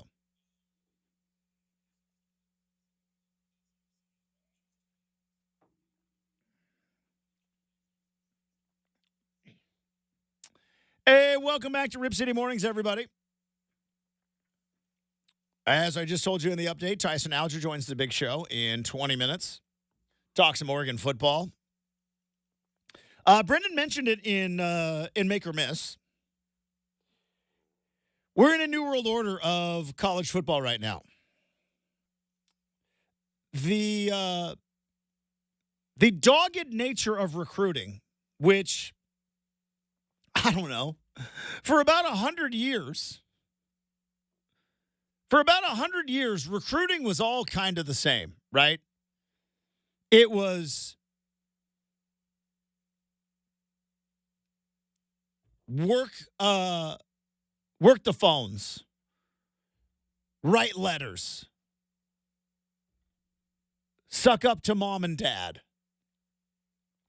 be there at the high school, have elaborate facilities to impress recruits, right? Bring them on these lavish tours through campus. Maybe a little money under the table here or there. Nobody say a word. You know, flirting with and sometimes even crossing the line of what is and is not appropriate. But that was recruiting for like 100 years. And some coaches were really, really good at it. None better than Nick Saban. Nick Saban was the best. And you just go back, look at his record. Number one class after number one class after number one class. And college football 4 years ago changed. It changed forever. Some think for the better, some maybe not so much. We'll wait and see. But NIL became a part of college football, and the transfer portal became a part of college football. And I don't believe the powers that be intended for them to both be intertwined, but they were. Just like peanut butter and jelly were not meant to go together. But you know what? Boy, when they got together, they're never going to be apart.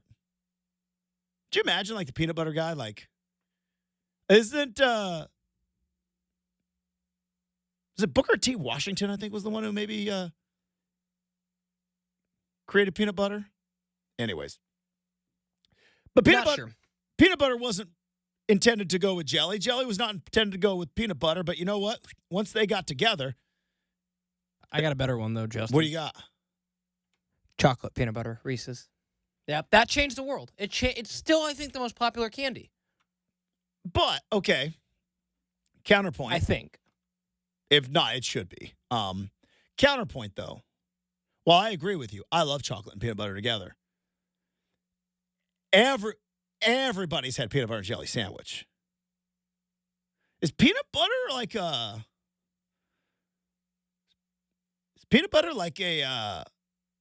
promiscuous food item? Hanging out, like, think about all the stuff that peanut butter goes with. Peanut butter and banana. I have confirmed there is not one piece of candy that makes more money in the United States in a given year than Reese's peanut butter cups. Well, Followed it makes closely sense. by M&Ms. M&Ms are very good. Because here's the thing with M&Ms. Nobody dislikes M&Ms, right? They may not be your favorite. You go to a place, there's a bowl of M&Ms, you're going to take a handful. It is a steep drop-off after those two. So those two kind of are the titans at the top. So you got Reese's peanut butter cups, number 1. M&M's, number 2. 50 feet of crap. Not wrong. I mean, we go to the Hershey bar, like just a chocolate bar. Spirit of the law here, Justin. This incorporates the world, so the third is actually not an American candy. So you want me to go to the Have next? I ever heard of this? Do you think Cadbury's Dairy Milk? No. It's a British. I've heard of milk. obviously Cadbury, but Yeah. To go to the next American candy that would make the list. it's got to be Hershey bar, right? Or Snickers. Snickers are so good. Yep, Snickers, and then that's it. So, Well, see, I figured. So it literally is like. Okay, recent. Can I ask you something? Then we're going to talk about college football, and then we're going to bring in Tyson Alger. Can I ask you something though? How is it that Reese's peanut butter cups are still by far the number one? I thought everybody had peanut allergies. I can't get honey roasted peanuts on my Alaska flight because apparently the peanut dust up in the air, and if peanut dust, I do not have allergies of any kind. So Yeah, you have an interesting theory, Justin. You kind of blew my mind like a year or so ago when you're like, Brenden, there didn't used to be peanut allergies. There wasn't. Then all of a sudden, everyone became a germaphobe, and peanut allergies started coming up. I think that's part of it. But I think there's also other things like. I couldn't imagine being allergic to peanuts. It sucks. I'm sorry for anyone. But it was but I think because they started putting peanuts in everything, and I miss my peanuts on the plane too, Justin. That's what I just said. That's what I'm saying. Yeah, I'm with you. But how? Like, if peanut butter cups are the number one selling candy. I still remember my world being blown because again, if you had a peanut allergy, would you risk it to have a peanut butter cup? No, because I know it can be like really like it can be like. But you get like an you get a peanut butter cup and then an just EpiPen. With an EpiPen. Just like one bite. Like Justin, I EpiPen. remember. Like I don't like if it came like I was allergic to. I don't know if people are allergic to meat, but if they were like if I was allergic to beef, boy, I'd risk it. You just be like, all right, I'd have to risk it. But yeah, last point on this, it just blows my mind, Justin, because I remember, I grew up and went to a private school for first few grades. Yeah. And then moved to public school in fourth grade. And I remember being so shocked, Justin, this shouldn't surprise you. Brenden, you kind of can put this together. Was a bit of a picky eater. Shocker. Growing up, right? Yeah. So I really liked peanut butter and jelly, Who peanut doesn't? butter and honey sandwiches. They're the best. Well, as a child, they're the best. Justin? Then you move on to ham and turkey and all that good stuff. Justin, I go to first day at Middleton Elementary in Sherwood, and I'm like, wow, look at all these kids, man. And it's like, I go into, and that was the thing where it's like fourth graders had like 3 classrooms kind of a thing, 3 different teachers. And I remember I walked in, and as soon as I walked in, big old peanut with a slash through it. Yeah. You're done. I go, your peanut butter days are over. and I was like, what?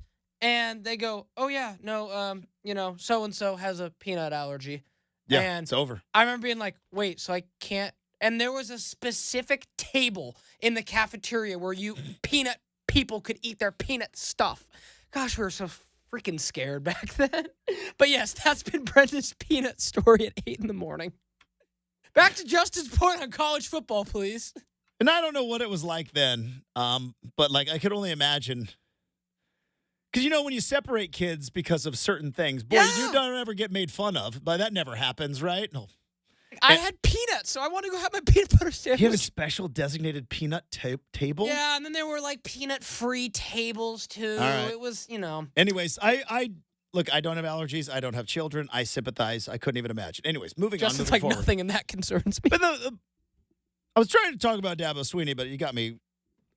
Start talking about peanuts. But like for years and years and years, recruiting was one way, and then all of a sudden, just out of nowhere, they made NIL and they made the transfer portal, both because of congressional law, like a united federal law that was made by Congress, and when everybody shut down all this stuff, they were like, well, we can't just eliminate a year, and transfers and everything else.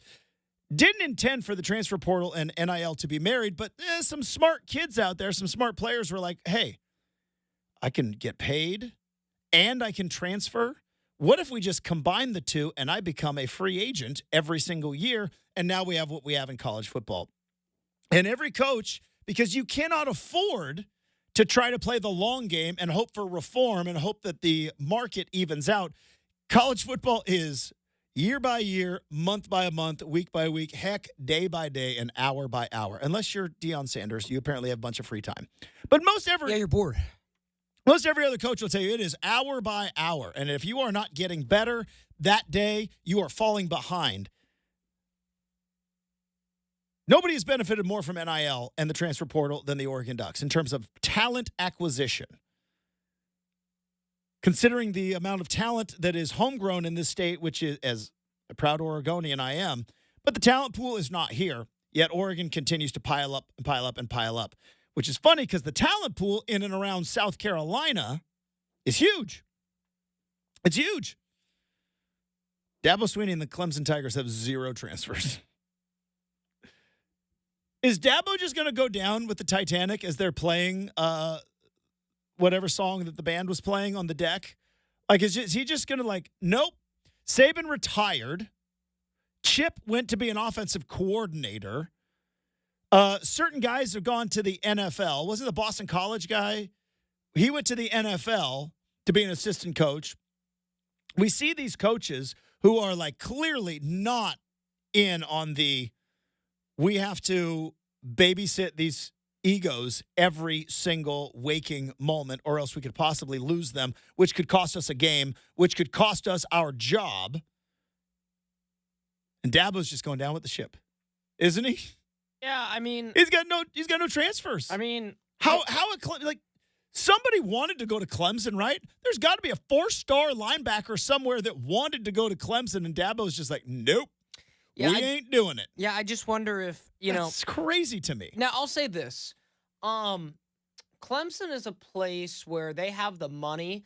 They could almost zig when everyone else zags and still recruit high school. But then when those kids come in, obviously you can't afford to whiff, which is impossible. It's impossible. If you're hitting 60%, you are on fire. But then when those kids come in, you go, don't worry. We're not going to have someone take your spot. We are committed to you for 4 years. Don't look to leave because we're going to pay you to keep you here. Yeah. But maybe that's kind of like, as someone who his football program has been established on that multi-year development path to get to, maybe. But even still, Justin, the fact that you close yourself off to you're telling me there's not one receiver that can make a difference or a safety or a DL or just somebody. I mean, it's an insurance plan. You're one of the top 10 programs in the country. If you recruit and you have the number 3 recruiting class or whatever, number 5 or whatever it is out of high school, like I said, if you're hitting 40% of those guys become starters for you, you're pretty good.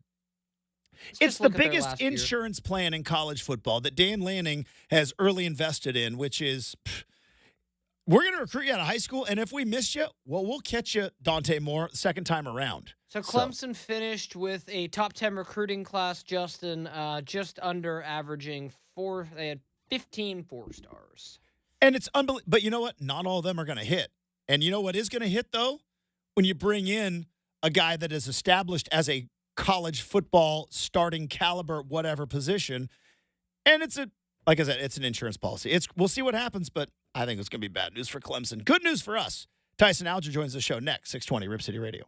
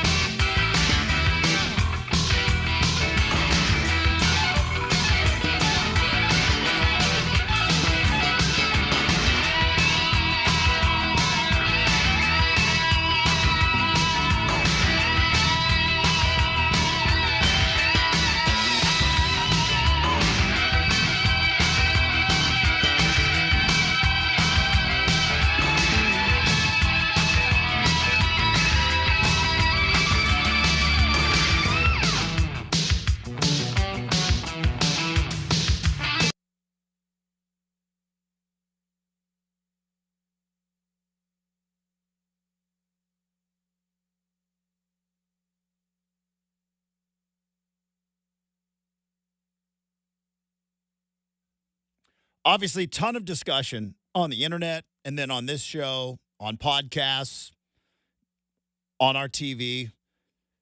Could the NFL send players to the NBA? Could NBA players play in the NFL? Austin Rivers says 30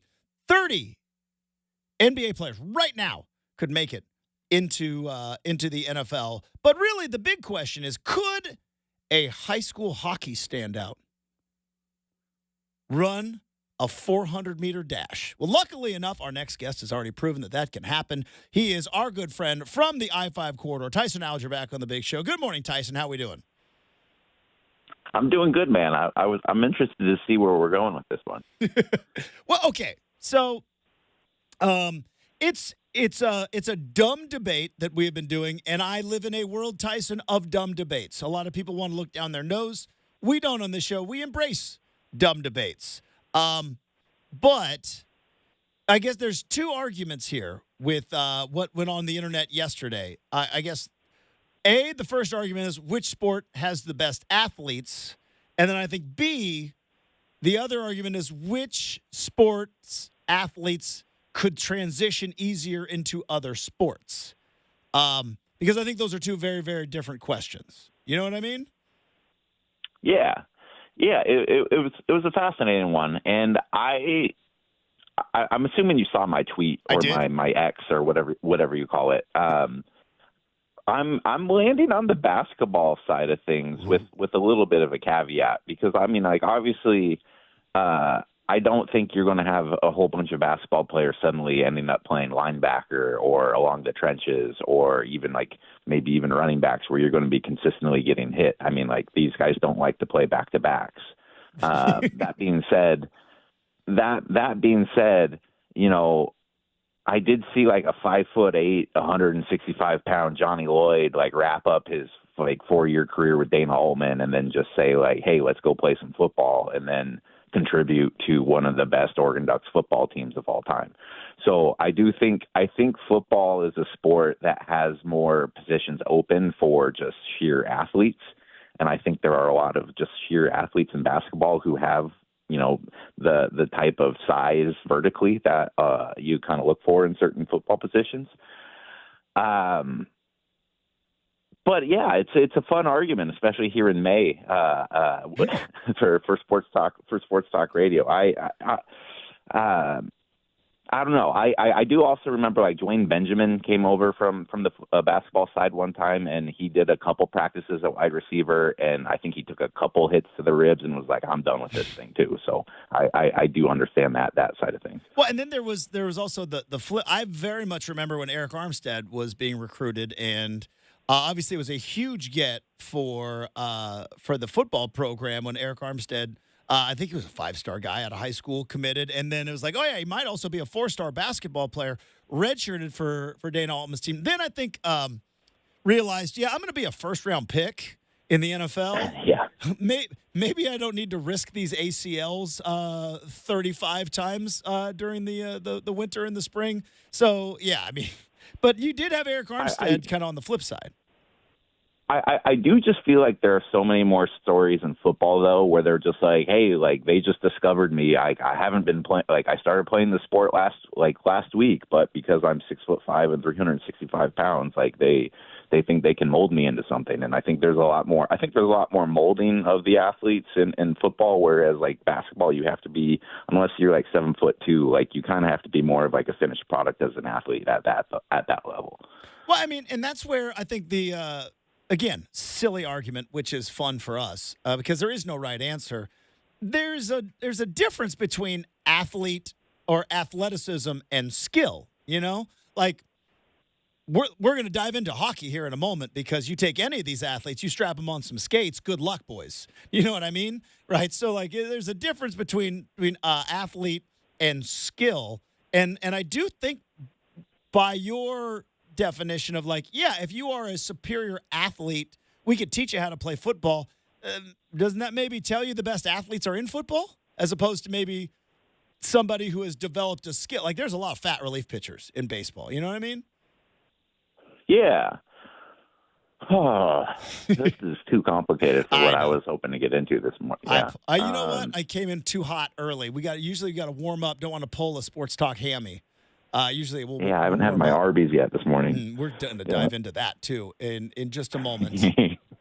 All right, let's talk some Oregon Duck football real quick, and it's been kind of a reoccurring theme throughout the offseason, Tyson, and it seems to happen each and every week where you think they're kind of done with this roster, right? With the amount of recruiting that they have done, and then the transfer portal in the winter, and then now they hit the transfer portal in the spring. Another big, giant defensive lineman. Some people on the internet are, I don't know if they're not really crying foul, but they're whining a little bit because they're now just realizing that the multi-billion-dollar athletic apparel conglomerate that Oregon has been partnered with for the better part of 2 decades has a lot of deep pockets and a lot of influence. But what did these college football fans think was going to happen when they made NIL a thing? Because I knew Oregon was going to use this to their advantage and take off. Did they not think that Nike was going to be a thing when NIL came around?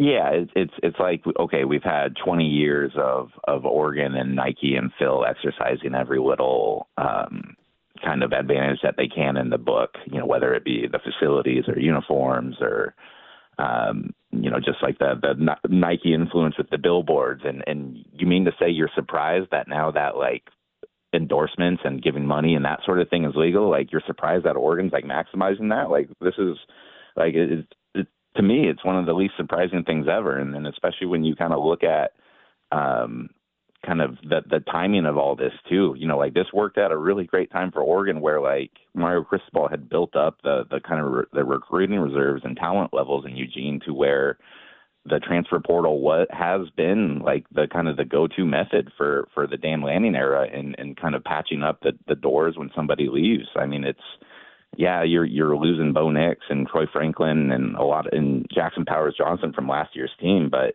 when you have, 2 or 3 levels of depth there, you can go out and pick and choose. And what's funny though, is it's not even so much battening up the depths at this point. It's, the Ducks have gone out and gotten, I think, 2 starters along the defensive line. They've gotten 2 or 3 starters in their secondary.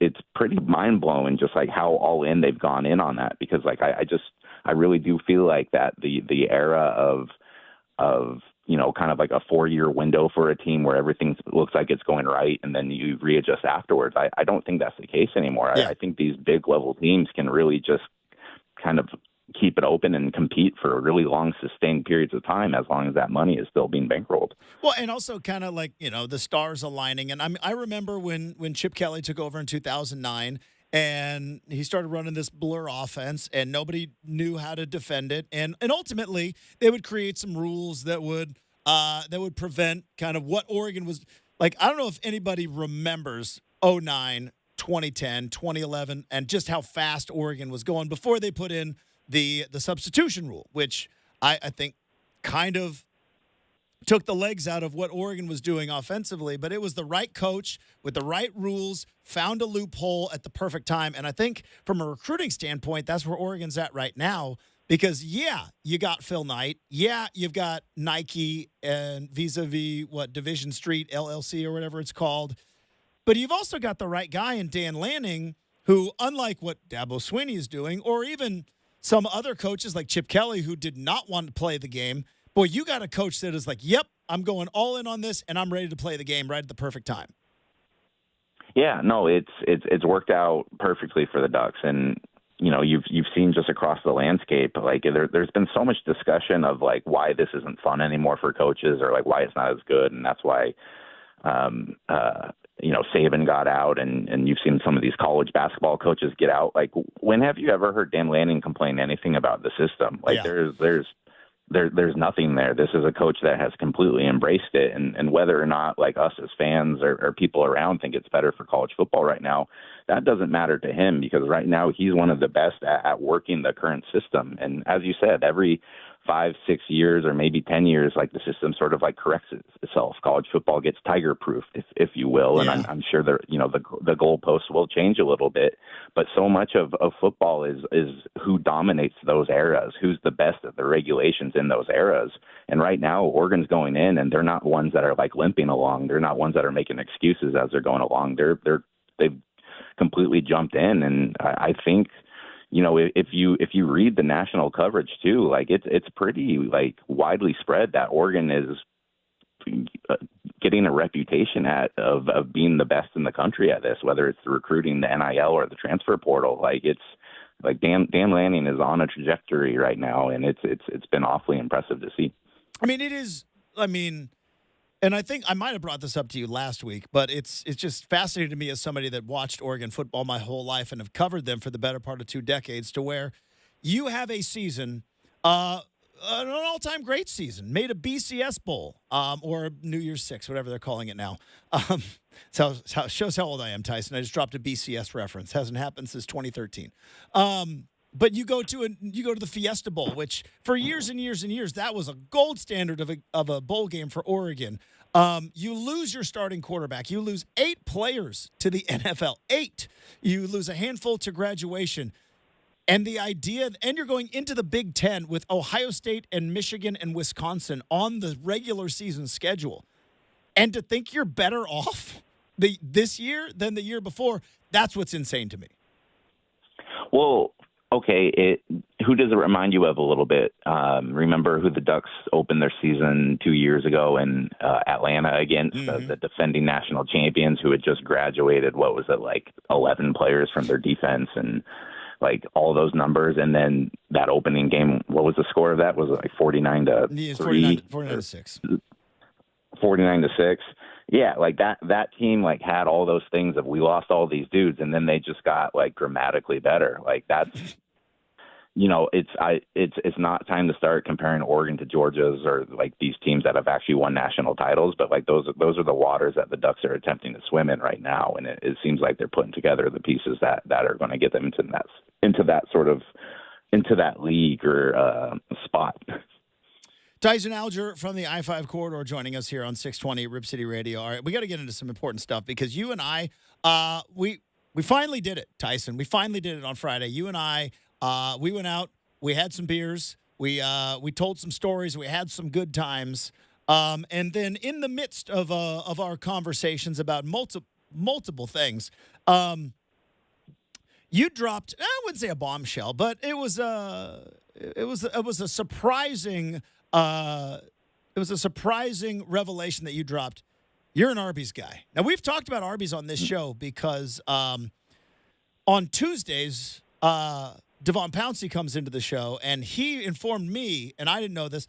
Tyson, did you know that black people don't go to Arby's? This is what Pounce told me. And then I found out that my Wednesday every show guest, huge Arby's guy. What is it? Is it the curly fries? Is it the roast beef? Is it the Arby's sauce? Is it just the whole thing that just does it for you? What is it about the Arby's experience? So you go there. You don't go. You never go inside. You go through the drive-through. So I can't say whether or not I've seen Devon there before or not. I get the market. Fresh turkey Swiss ranch turkey, something like that. Yeah. It's muscle memory at this point. I get that. I get a jalapeno roast beef slider and occasionally like a mozzarella stick side. Like it's great. Like I don't know what sort of fast food joints that you attend, but I mean, like stick to your burgers, I guess. Like stick to your regular oversalted fries. Ooh, you got a Diet Coke. You know what? Arby's is a Pepsi company, man. Like they got the Pepsi products. They're different. The whole reason I got upset about this is because, like, for the last 10 years, I've enjoyed going to the Arby's here on Lombard, and my wife has hated it. And then she saw some TikToks that, like, were recommending Arby's stuff, and she's like, we should go. And this is after the Arby's is closed, and it's my I probably shouldn't let her listen to this podcast today, huh? I take it out of the rotation. Yeah, I mean, potentially, but Well, because Arby's catches a lot of strays. I mean, out of nowhere. Like again, now you said like Look, I ride for McDonald's, right? I am a Mickey D's guy. But other than that, I have always tried to I've tried to sell people that the Whopper I still believe is an elite level burger, but everything else at Burger King stinks. So I kind of feel you because I catch a lot of strays as well because I ride for the Whopper and everybody thinks that Burger King is trash. The thing is I don't really vouch for the go-tos at Arby's, I guess. Like I'm not like a big give me a big roast beef and cheddar because the likelihood in this city of that coming out even semi-warm is slim there. Like you're probably getting a cold sandwich. But back when I was in college, though, it was I believe the deal was the 5-5-5, and you could get 5 items on their menu for $5 total. And look, man, I don't know what you've heard about print journalists, but we've never made all that much money. And back in the day, if you could get 5 items for $5, like that was about 2 days worth of food, and that's what powered the stories that you were reading at the time. So really, you should be thinking Arby's. Well, here's the thing. Back in the mid 2000s, Tyson, I was a fan of what was then known as the Big Montana. Now, you went to the University of Montana. Ooh. I don't know if the Big Montana was around when you were there in Missoula, but if you could say, Justin, you get to bring back something that has been lost in fast food lore. One, deep fried apple pies at McDonald's. But two, dude, so good. I know.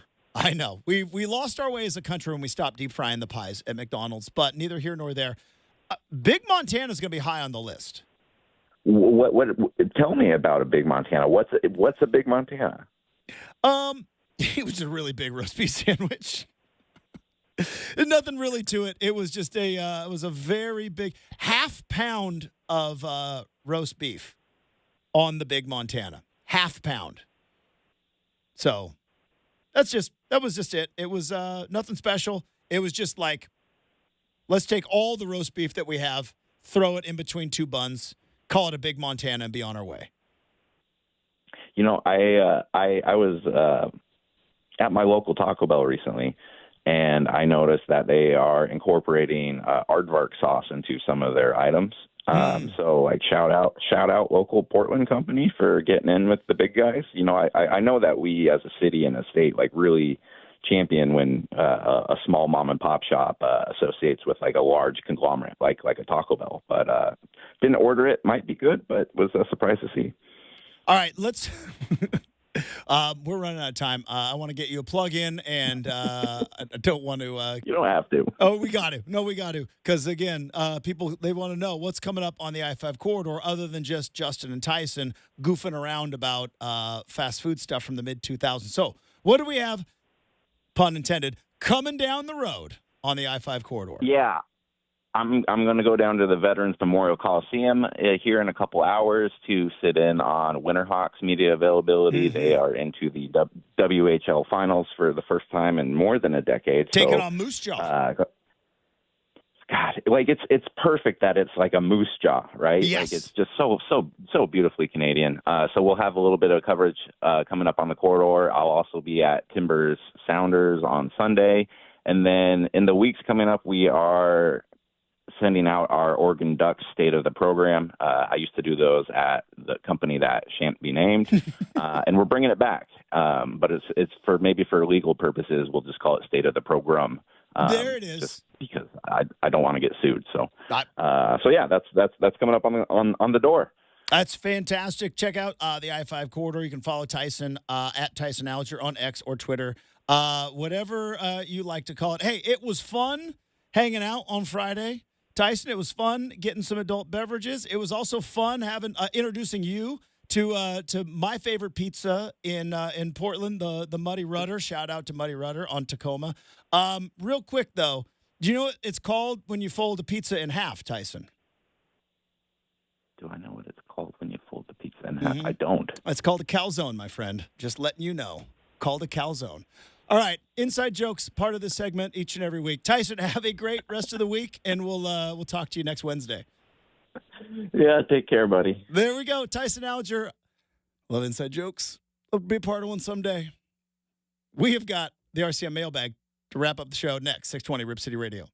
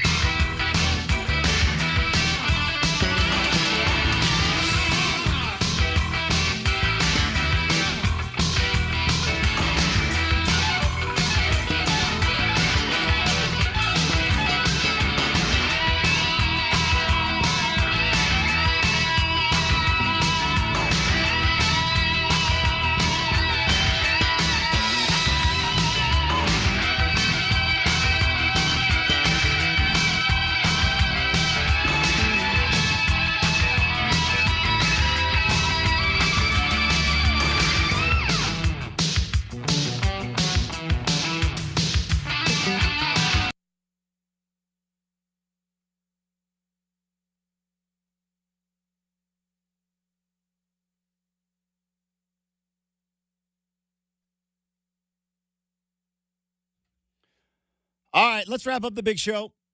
We do that the same way each and every day with the RCM mailbag, random questions, any subject, any topic. Nothing is off limits, and I will not repeat for emphasis. I repeat, will not duck. I never heard that before. Never heard of emphasis? 28 years on the planet, and I heard that for the first time. So that's a new one. Emphasis? That's not the word. It's not a word. Well, so when I shout out to Mrs. B. Ellen, 7th grade English teacher at Winston Middle School, home of the Warriors. She would always say, you put the emphasis on the wrong syllable.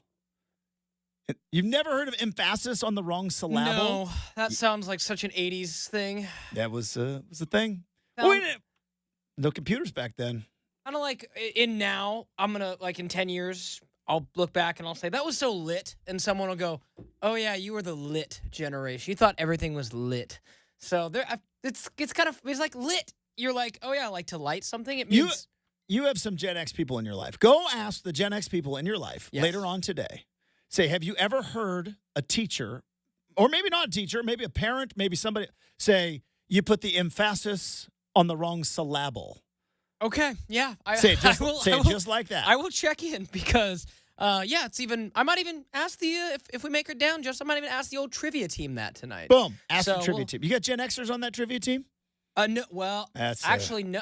I'm trying to do my math. Big loss. It's a big loss. Well, are Gen Xers, the only Gen Xer I know is not 20, or no, Gen Xers or Gen Z, I'm sorry. Gen Xers, me. Yeah, because, you got to. Sometimes my buddy and I are the youngest people at our table at 28. Gotcha. So I thought you meant Gen Z. I'm like, yeah, they're not all 21 yet, Justin. No. Ask the Gen Xers about emphasis on the wrong syllable. And if an English teacher ever told them that. Yeah, we'll circle back to that. Mrs. B. Ellen loved that one. It's her favorite. It was her favorite English joke. Not the language of, but like, English class. Anyways. To that point, we'll open up the mailbag. I have a point I want to add on this. Done. Let's open it up.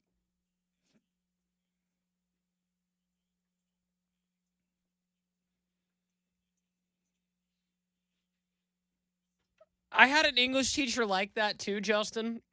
I believe it was Miss Collins in 8th grade, social studies. And she was obsessed with explaining to us, and maybe it was more the humanities, why the movie series, The Santa Claus, was spelled clause.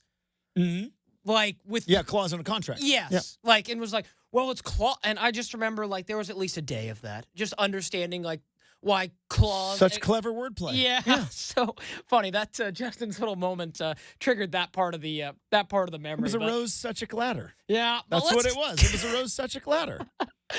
Come on, dude. Let's go ahead and open Bernard? Was Bernard the elf?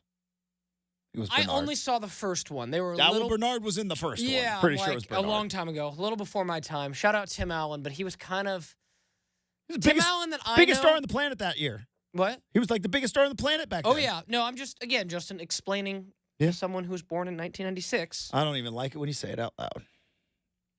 Tim Allen was Buzz. It's Buzz Lightyear.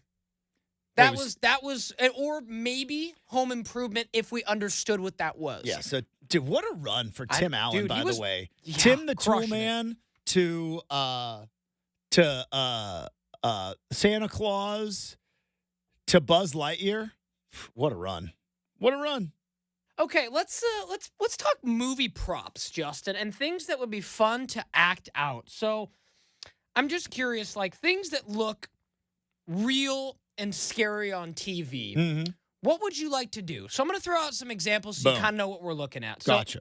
I know you're not like a Star Wars guy, but I'm sure you've seen a lightsaber fight on, and they look pretty cool, right? Like in the movie, yeah. Yeah, or... Not the fake toys. Those are just wiffle ball bats but that just are like, juiced up. Yeah, or like I recently watched a whole thing that I learned that like there's a lot of CGI that goes into making like House of Dragon and like riding the dragon, right? Yeah. A lot of CGI in it. One of those things that... I'm just curious, what is a movie thing that you would like? Like, would you like to be in Jurassic Park and see real... So if I could take what is make believe in a movie and put it into real life and make it actual real life, Even if it could never potentially happen like Jurassic Park. Yeah. Just what have you thought like, man, that's awesome. Like, I think everybody who's my age has the same exact answer. And we thought we'd see hoverboards by now. Yeah. We really did. We really thought we were going to see hoverboards in our lives at this we have particular Pepsi point. Free, but not hoverboards. Well, Pepsi Free was around, No, I know. been around for a while. But yeah. You got to pay for it. Flying car. Tab. You got to buy something. So those are 80s jokes that you only got if you're in the 80s because Tab was a thing and it was Pepsi Free before it was Diet Pepsi. Anyways. RIP to Tab, not even made anymore. No. Give me a Pepsi Free. Pepsi can pay for it. Anyways, we all thought hoverboards were going to be in our lives. I think anybody who's in their mid-40s or in your 40s in general, if you are 40 years of age, in the age range, I think at some point when we watched Back to the Future 2, we all were like, yep, hoverboard's definitely going to happen. Flying cars, that might be a bit of a stretch. But those hoverboards, they definitely know how to make those. And then there was always the rumors going around. Again, pre-internet was the best because the rumors going around McGovern Elementary School were that hoverboards were real. But they made them for the movie. And that they actually were real. And then, no, they weren't real. But we didn't know that because the internet wasn't there to ruin our dreams. We could still have fun arguments in 4th grade without the internet ruining our dreams. But yeah, I think the answer is hoverboard. Without a doubt. Without a doubt, it's hoverboard. Okay, fun last one to close out, Justin. Uh-huh. I saw recently, what would your reaction be to this? There were some swimsuits for men that were going viral on TikTok recently, Justin. And these were swimsuits that disintegrated when you got in the water. Whoa, not cool. Yeah. That's not who does that? Right? So What kind of mean prank is that? no, I think it was just a design flaw. Oh, really? Kind of a thing where it just interacts with the chlorine. It's not like a thing you buy at Spencer's Gifts. Yeah, no. Like this was like, we got to recall these kind of a thing. So I'm just curious. What would your reaction be if you saw your shorts starting to go away in like a pool or hot? I would be like, I'd be like. What do you do? Do you just freeze? Do you stay under the water? I don't know what you do. You can't get out. That's worse. Do you call somebody over for help? I don't know. It's like the baseball pants, right? They're all see-through now. All right. Exactly. That's going to do it for the big show. Thanks to Tyson Alger from the I-5 Corridor. Thanks to super producer Brendan. Thanks to all of you. Have a terrific Wednesday. We're back at it tomorrow morning, bright and early here on 620 Rip City Radio.